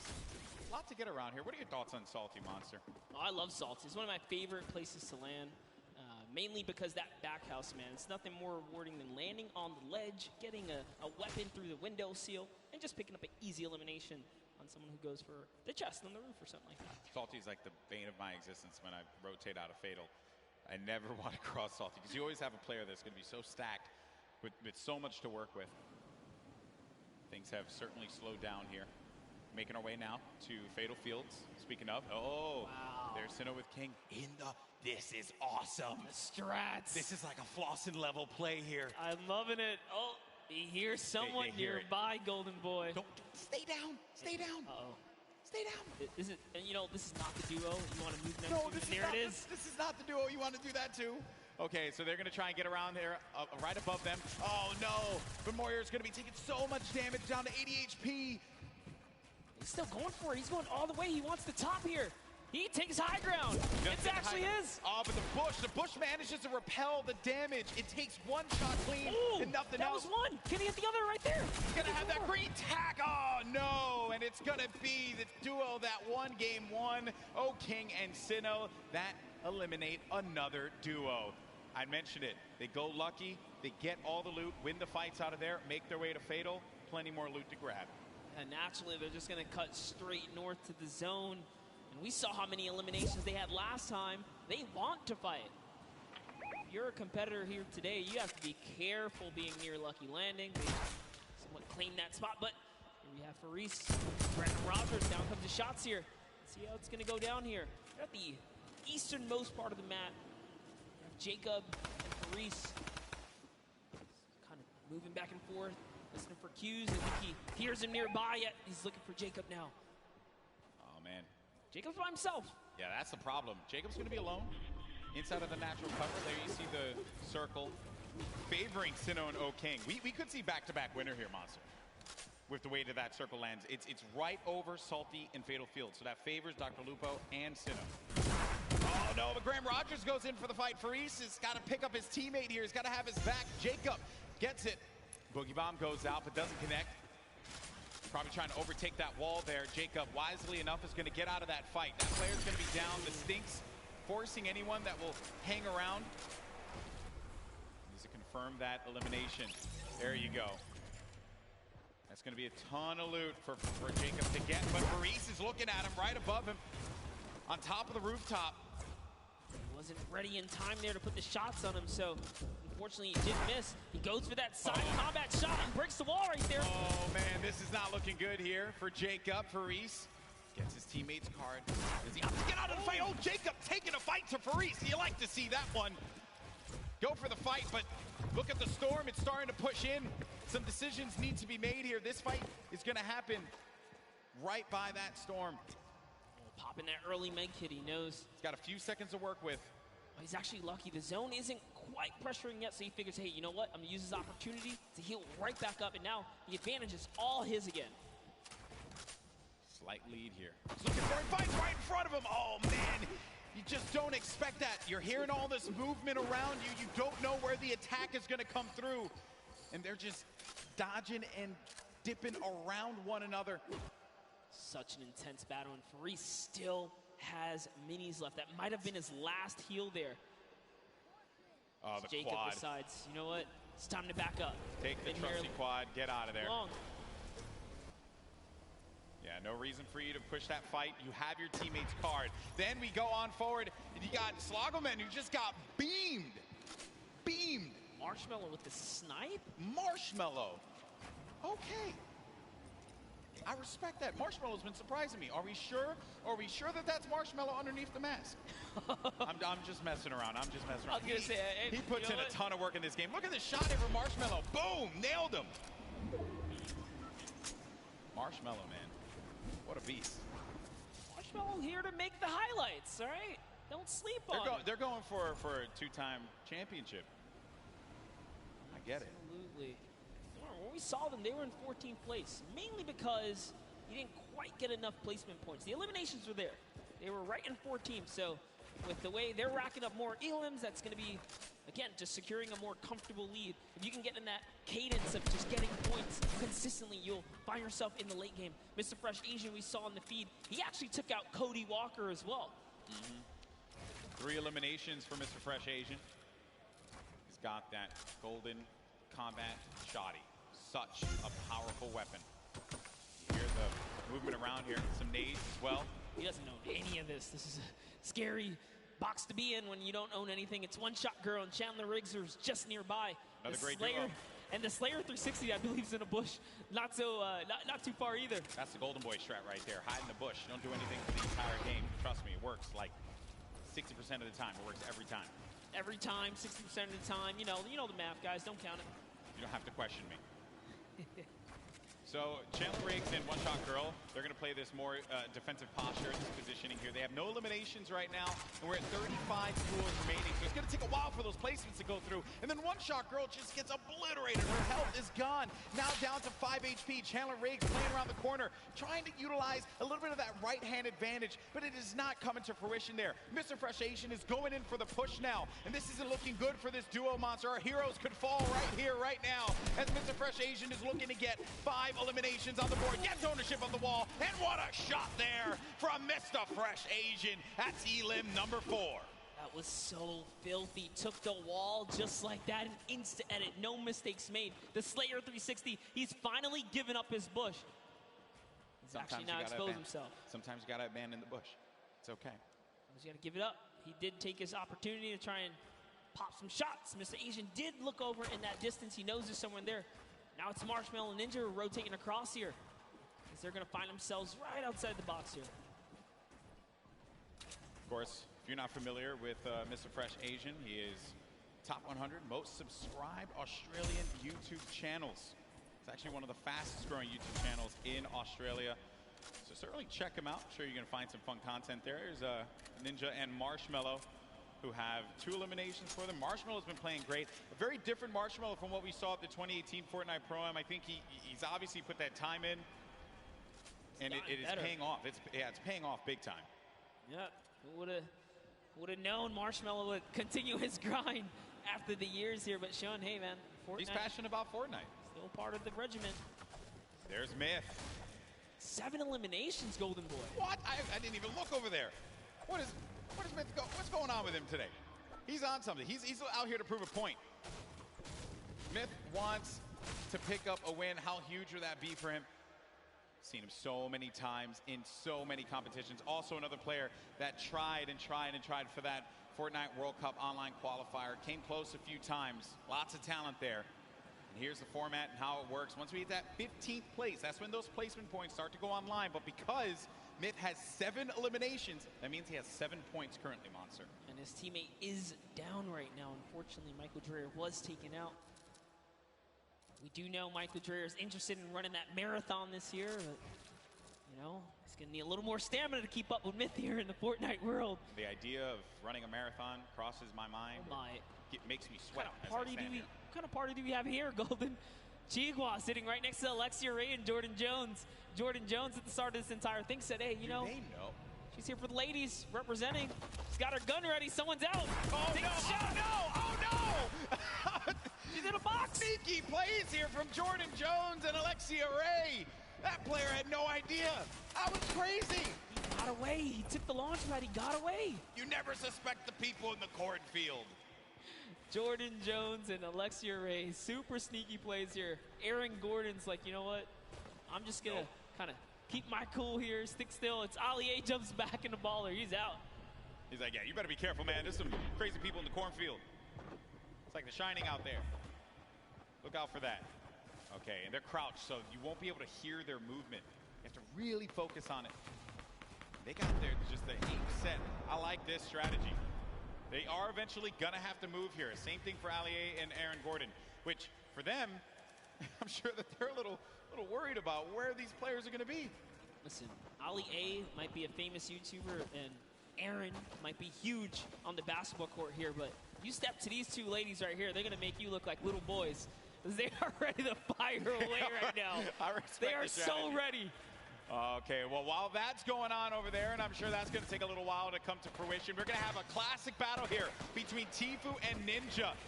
Marshmallow's trying to play that supporting role as well as Nav here.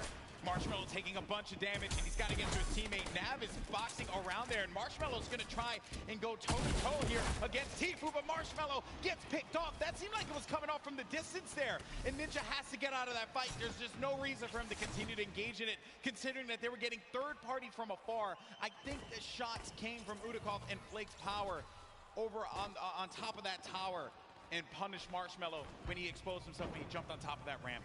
Tfue really showing why he's a World Cup qualifier. This is still happening, by the way. Oh, yeah. They're ready.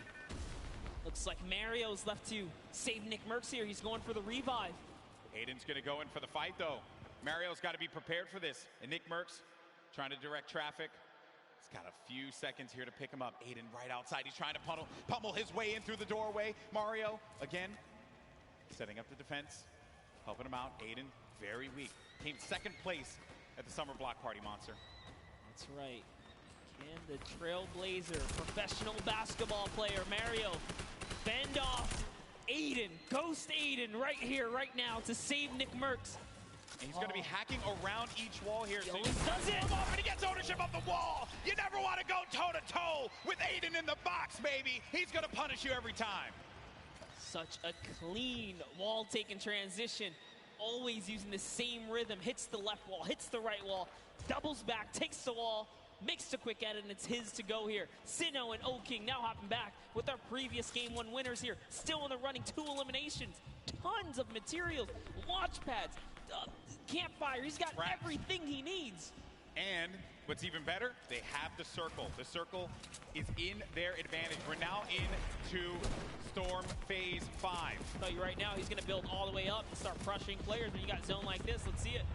Now, some of you may be wondering what's going on right here. Maybe you're new to Fortnite. What he's doing is he's using the edit to peek through the pyramid so that this way he can get the lay of the land. Fortnite's all about information.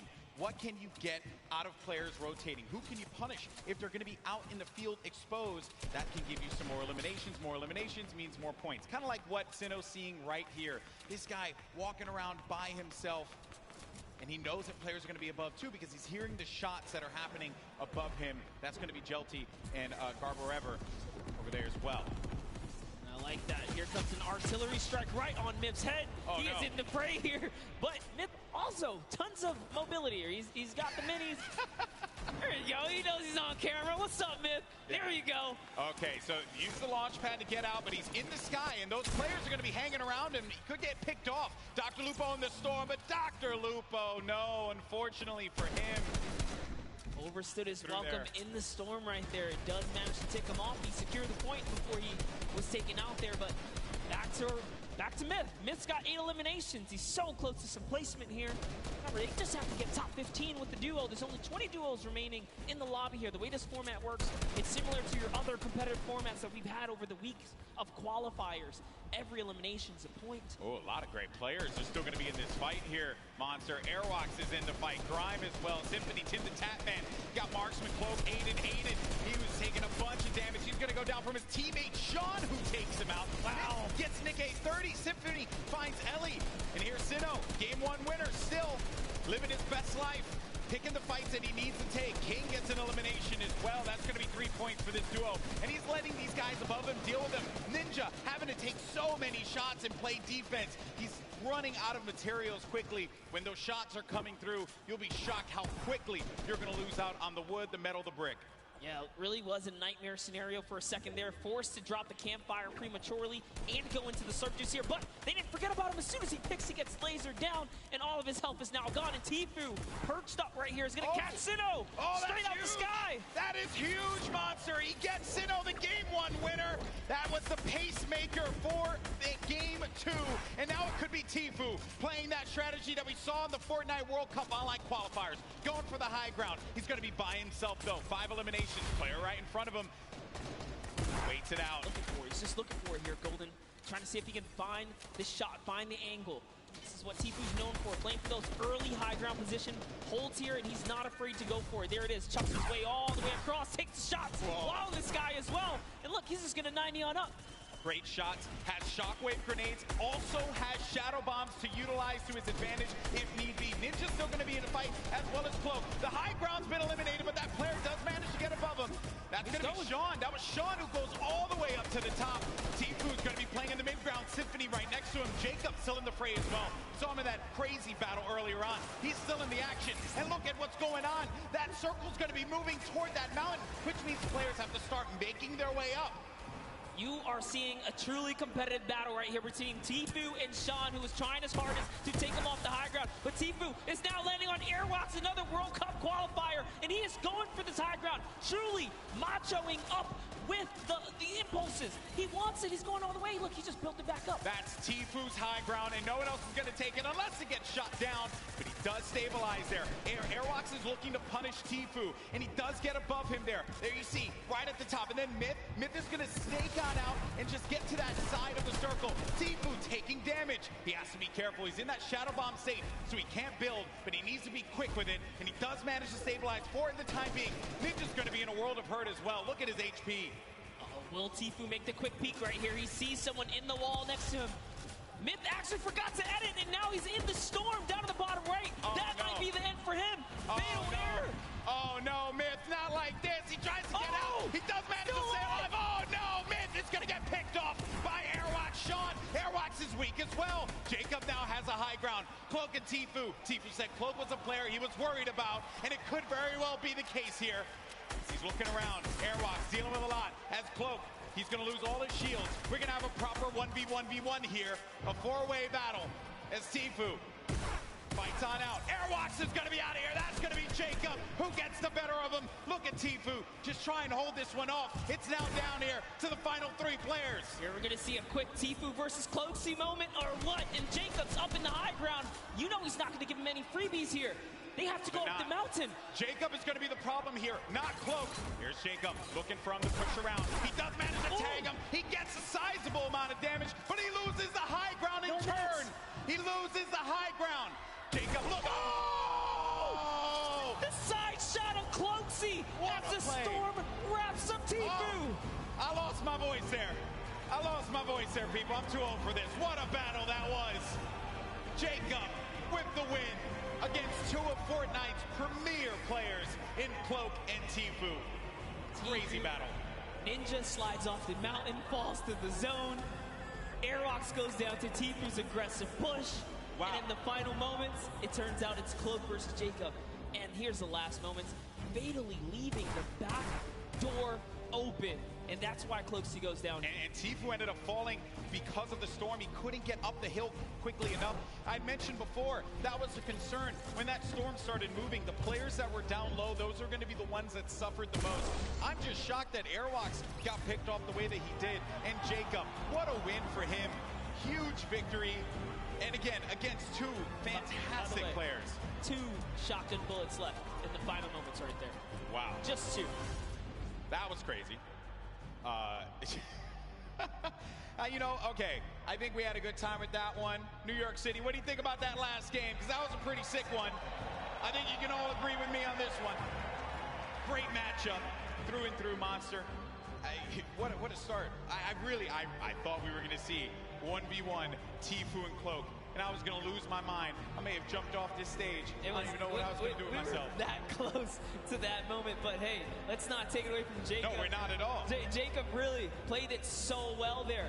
Airwalks is doing also just a great job of just chopping him down, chopping down Tfu, really being a pester. That could have been Tfu's game easily, but just pushed the wrong ones. Even Sean was giving a hard run. The tone of the lobby changed as well when Sinnoh got eliminated. Yes. Right? Once people saw that pop up in the elimination feed, they knew that there was going to be an opportunity, because you get a player like that out of the fight, and there's going to be free reign. There's going to be movement to be had.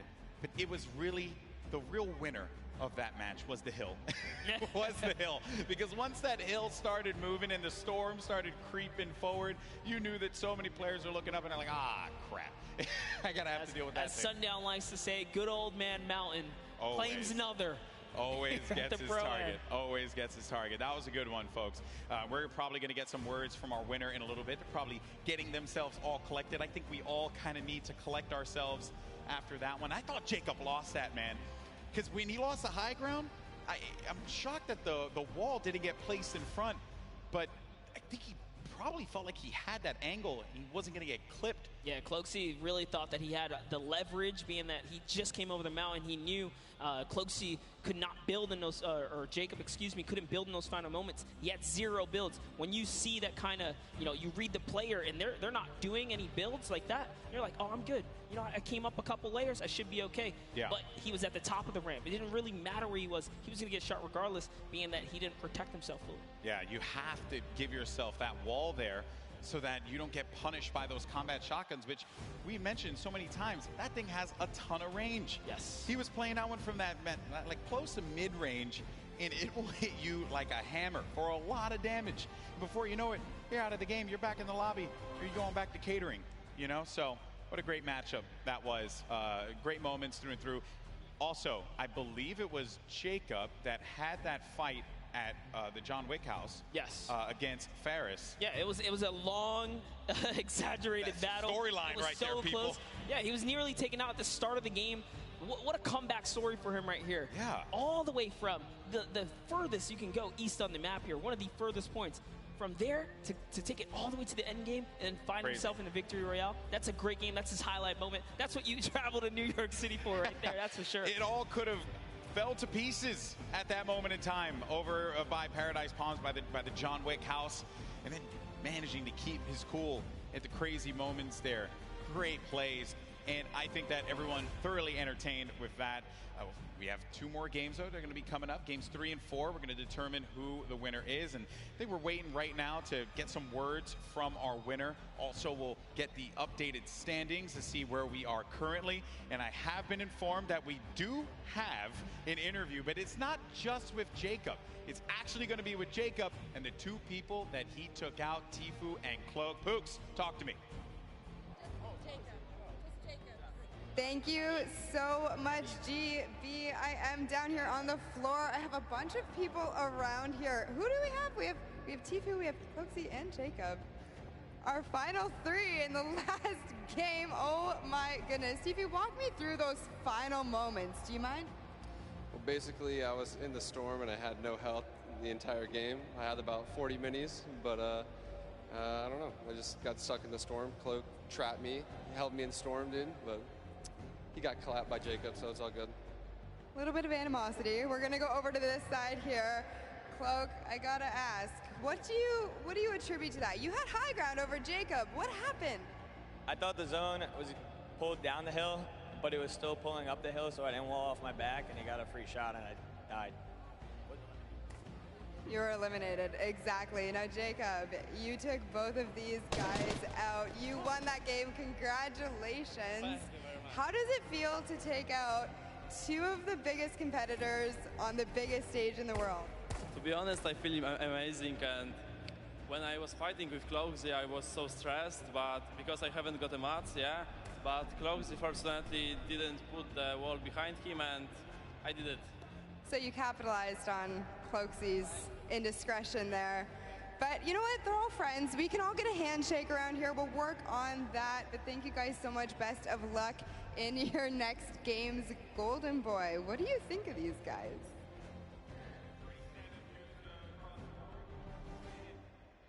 I think that the important thing to note here was that you're in those moments where you have to pay attention to where that circle is going to be going, and you just don't know at that exact moment.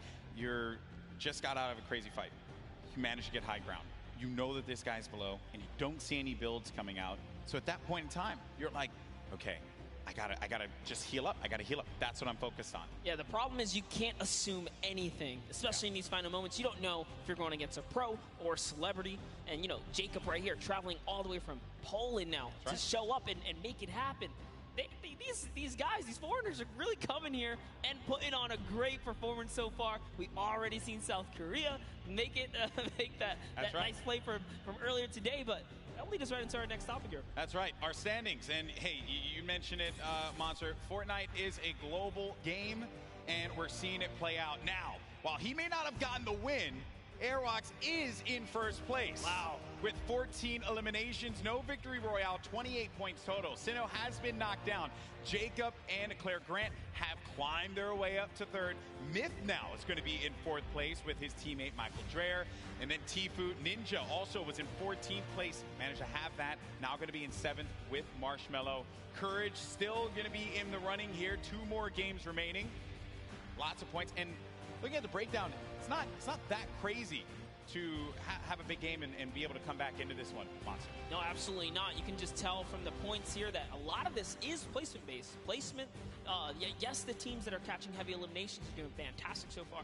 Just taking a look here, a lot of players are in the running. Look at Nick A30 and Max Carver. They have 8 eliminations total. They just haven't placed. If you just squeeze in a couple placements right there, they're clearly catching the elims they need. That's all they need. Exactly. Well, Monster, always a pleasure, my man. Boricua boys represent. But we're going to go to a quick break. When we come back, you're going to have Zeke over here calling the action along with Monster. And we have games 3 and 4. And then we're going to crown our next Pro-Am champion. You don't want to miss it. We'll see you on the other side.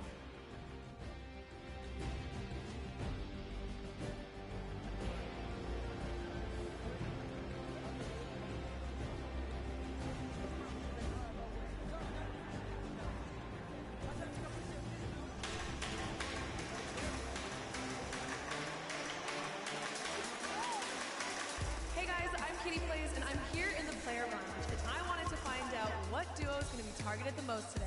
I think it's going to be Ninja, Marshmello, and Tfue and Nav, but let's find out for ourselves. Which duo are you going to be targeting on the field today? Jordan Fisher likes to smack talk. Jordan, I'm coming for you. Last time Tfue took me down, so I think I'm going to try and take revenge on him. Well, I was practicing with One Shot Girl and Nick A30 and Chandler Riggs, and I know that they're going shifty, so you might catch me there. Targeting every opponent in the game today. Any chance I get to take a shot and run, that's the name of the game for me. Take the shot and run. I don't want to name names. I got a couple friends here who might not see me coming, might see me coming. I'm going to be rolling around in a ball, trying to get some late game points and then get some elims at the end of the game. So I'm not going to be really targeting anybody. Oh, the 9-9 opponents will be eliminated by me, by the power of the heavy metal drum detonator.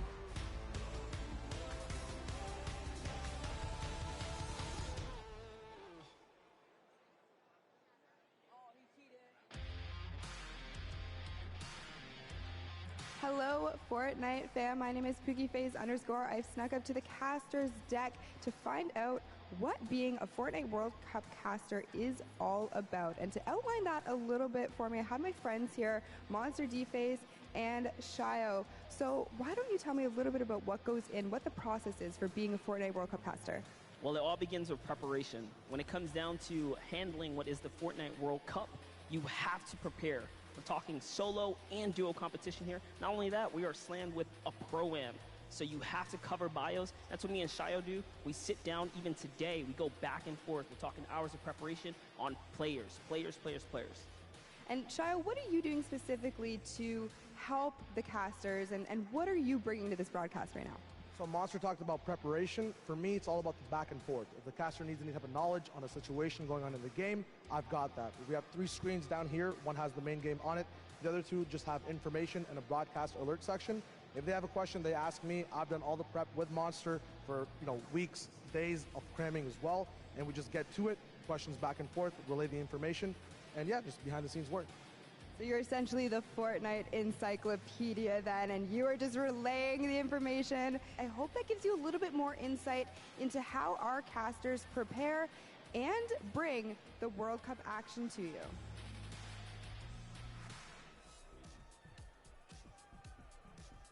Yeah, I'm Cease. And I'm Elevate. We're professional Fortnite players for 100 Ds, and we're excited to play in the Fortnite World Cup.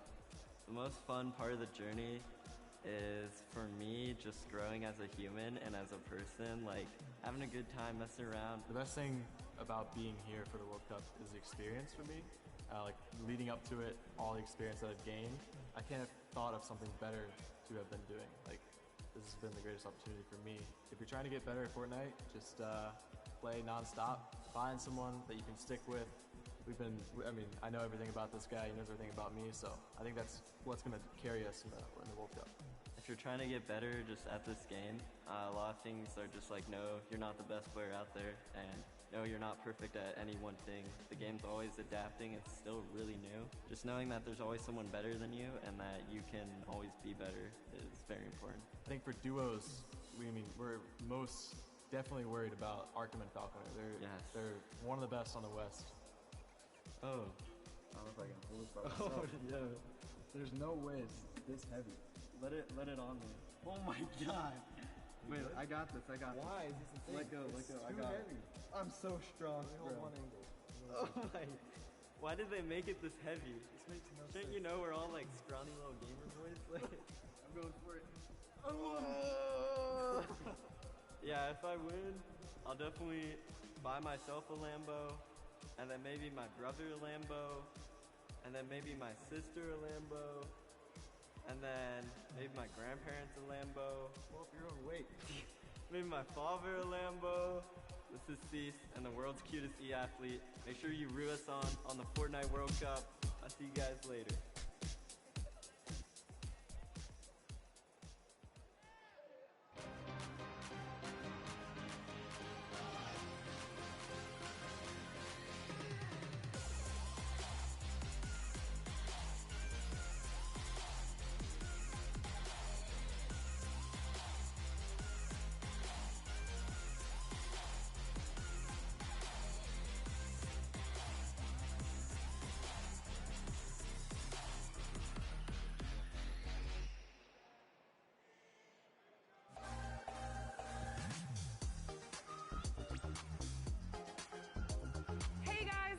Here at the fan experience at the Fortnite World Cup preview day, where all the pro players are here to enjoy the events. Cookie, what are you excited by? I've seen zip lines, I've seen mini golf, I've seen Nerf guns, Kitty. Also saw ballers. I can't wait to get into it. Let's go!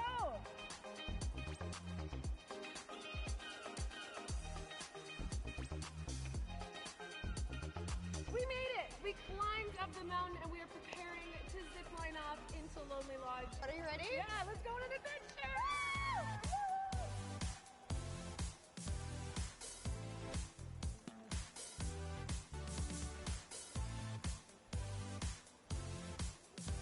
Kitty, we made it over to the mini putt course.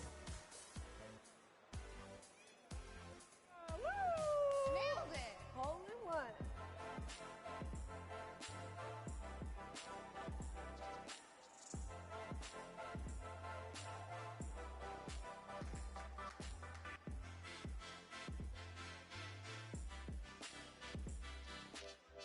Cookie, I had so much fun here at the Fan Experience Preview Day. So did I. If any of you are going to be at the Fortnite World Cup this weekend, please be sure to come by the Fan Experience and check it out. But for now, we have so much more Fortnite action going on, so let's head inside and check it out. Let's go!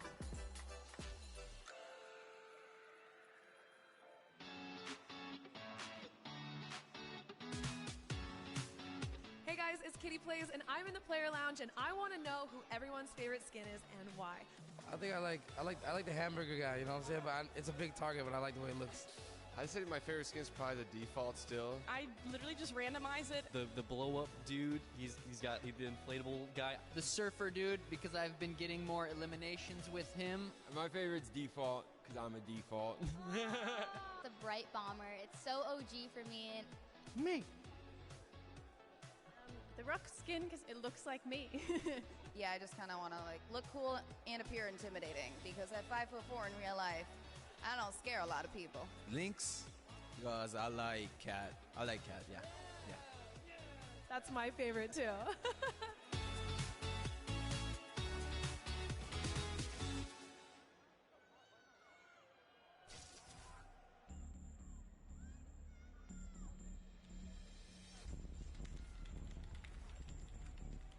It's not really just sitting in the chair and messing around on my computer. It's more serious stuff behind it than that. If I work out, I have a mental coach which helps me relieve stress. Awesome. If I try to eat healthy, I usually eat chicken and rice. I think that's why I play in such a high level. He is so innovative. This is what I was talking about. I My name is Martin Foss Anderson. I'm 14 years old, and I am Mr. Savage. Let's go, boys.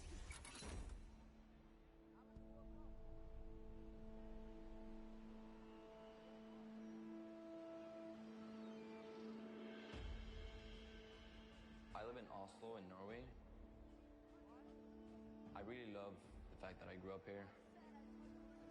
Most Norwegians spend a lot of time outside. In the winter, I like cross-country skiing and slalom. But I think my favorite activity outside is playing football with my brother.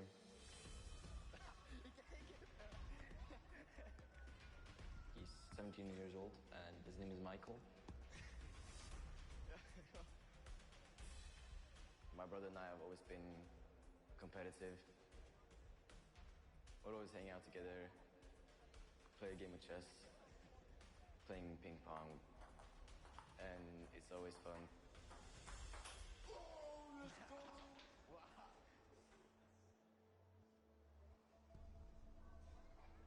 My brother has a big role when it comes to my Fortnite career. He introduced me to the game, so without him, I maybe wouldn't even have started playing the game. At the beginning, we played a lot of games. I was better than him, and then he just exploded and took over. He has insane reactions. He thinks really fast. Oh my goodness! Mr. Savage M! My creativity gives me a couple of advantages. A grenade launcher. He's using it perfectly. You gotta place your structures quick. You gotta be fast, especially in the late games of the match. The best shadow bomb use I've ever seen! Rising to the top of the mountain. Oh my God!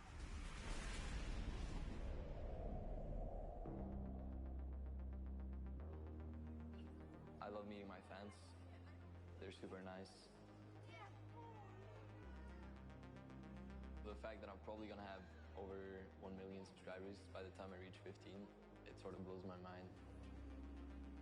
If you picture 1/5 of Norway's population clicking on my subscribe button, that's kind of crazy. He's managed to do something which not many people can do. He's the world's best at the game. I'm really proud of my little brother. Let's go, dude. My greatest passion is playing video games. I'm really fired up for playing in New York. I can't wait to see all my hard work pay off.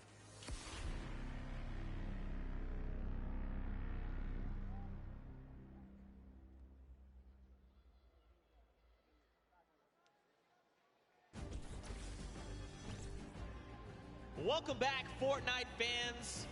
We are gonna do something very special. You know, it's been a really cool day so far. A lot of action, a lot of fun things have been going down. You got a sneak peek at it there. I think we need something special for you. So what we're gonna do is we're gonna send it down to Poogie's on the stage, and she's actually standing by with some very special guests for a very special announcement. Thank you so much, Zeke. I am down here on the stage. I have Ninja. I have Marshmallow here. Guys, make some noise for these two. Put your hands together, please. Now, I just want to take a moment and talk to you guys both about what the Fortnite community means to you. Now, I know you're not going to say anything, Marshmallow, but we're going to have Ninja kind of answer for you. Now, you've been a part of this journey for so long. What has it meant to you? No, it's just been absolutely incredible to be in this position that I'm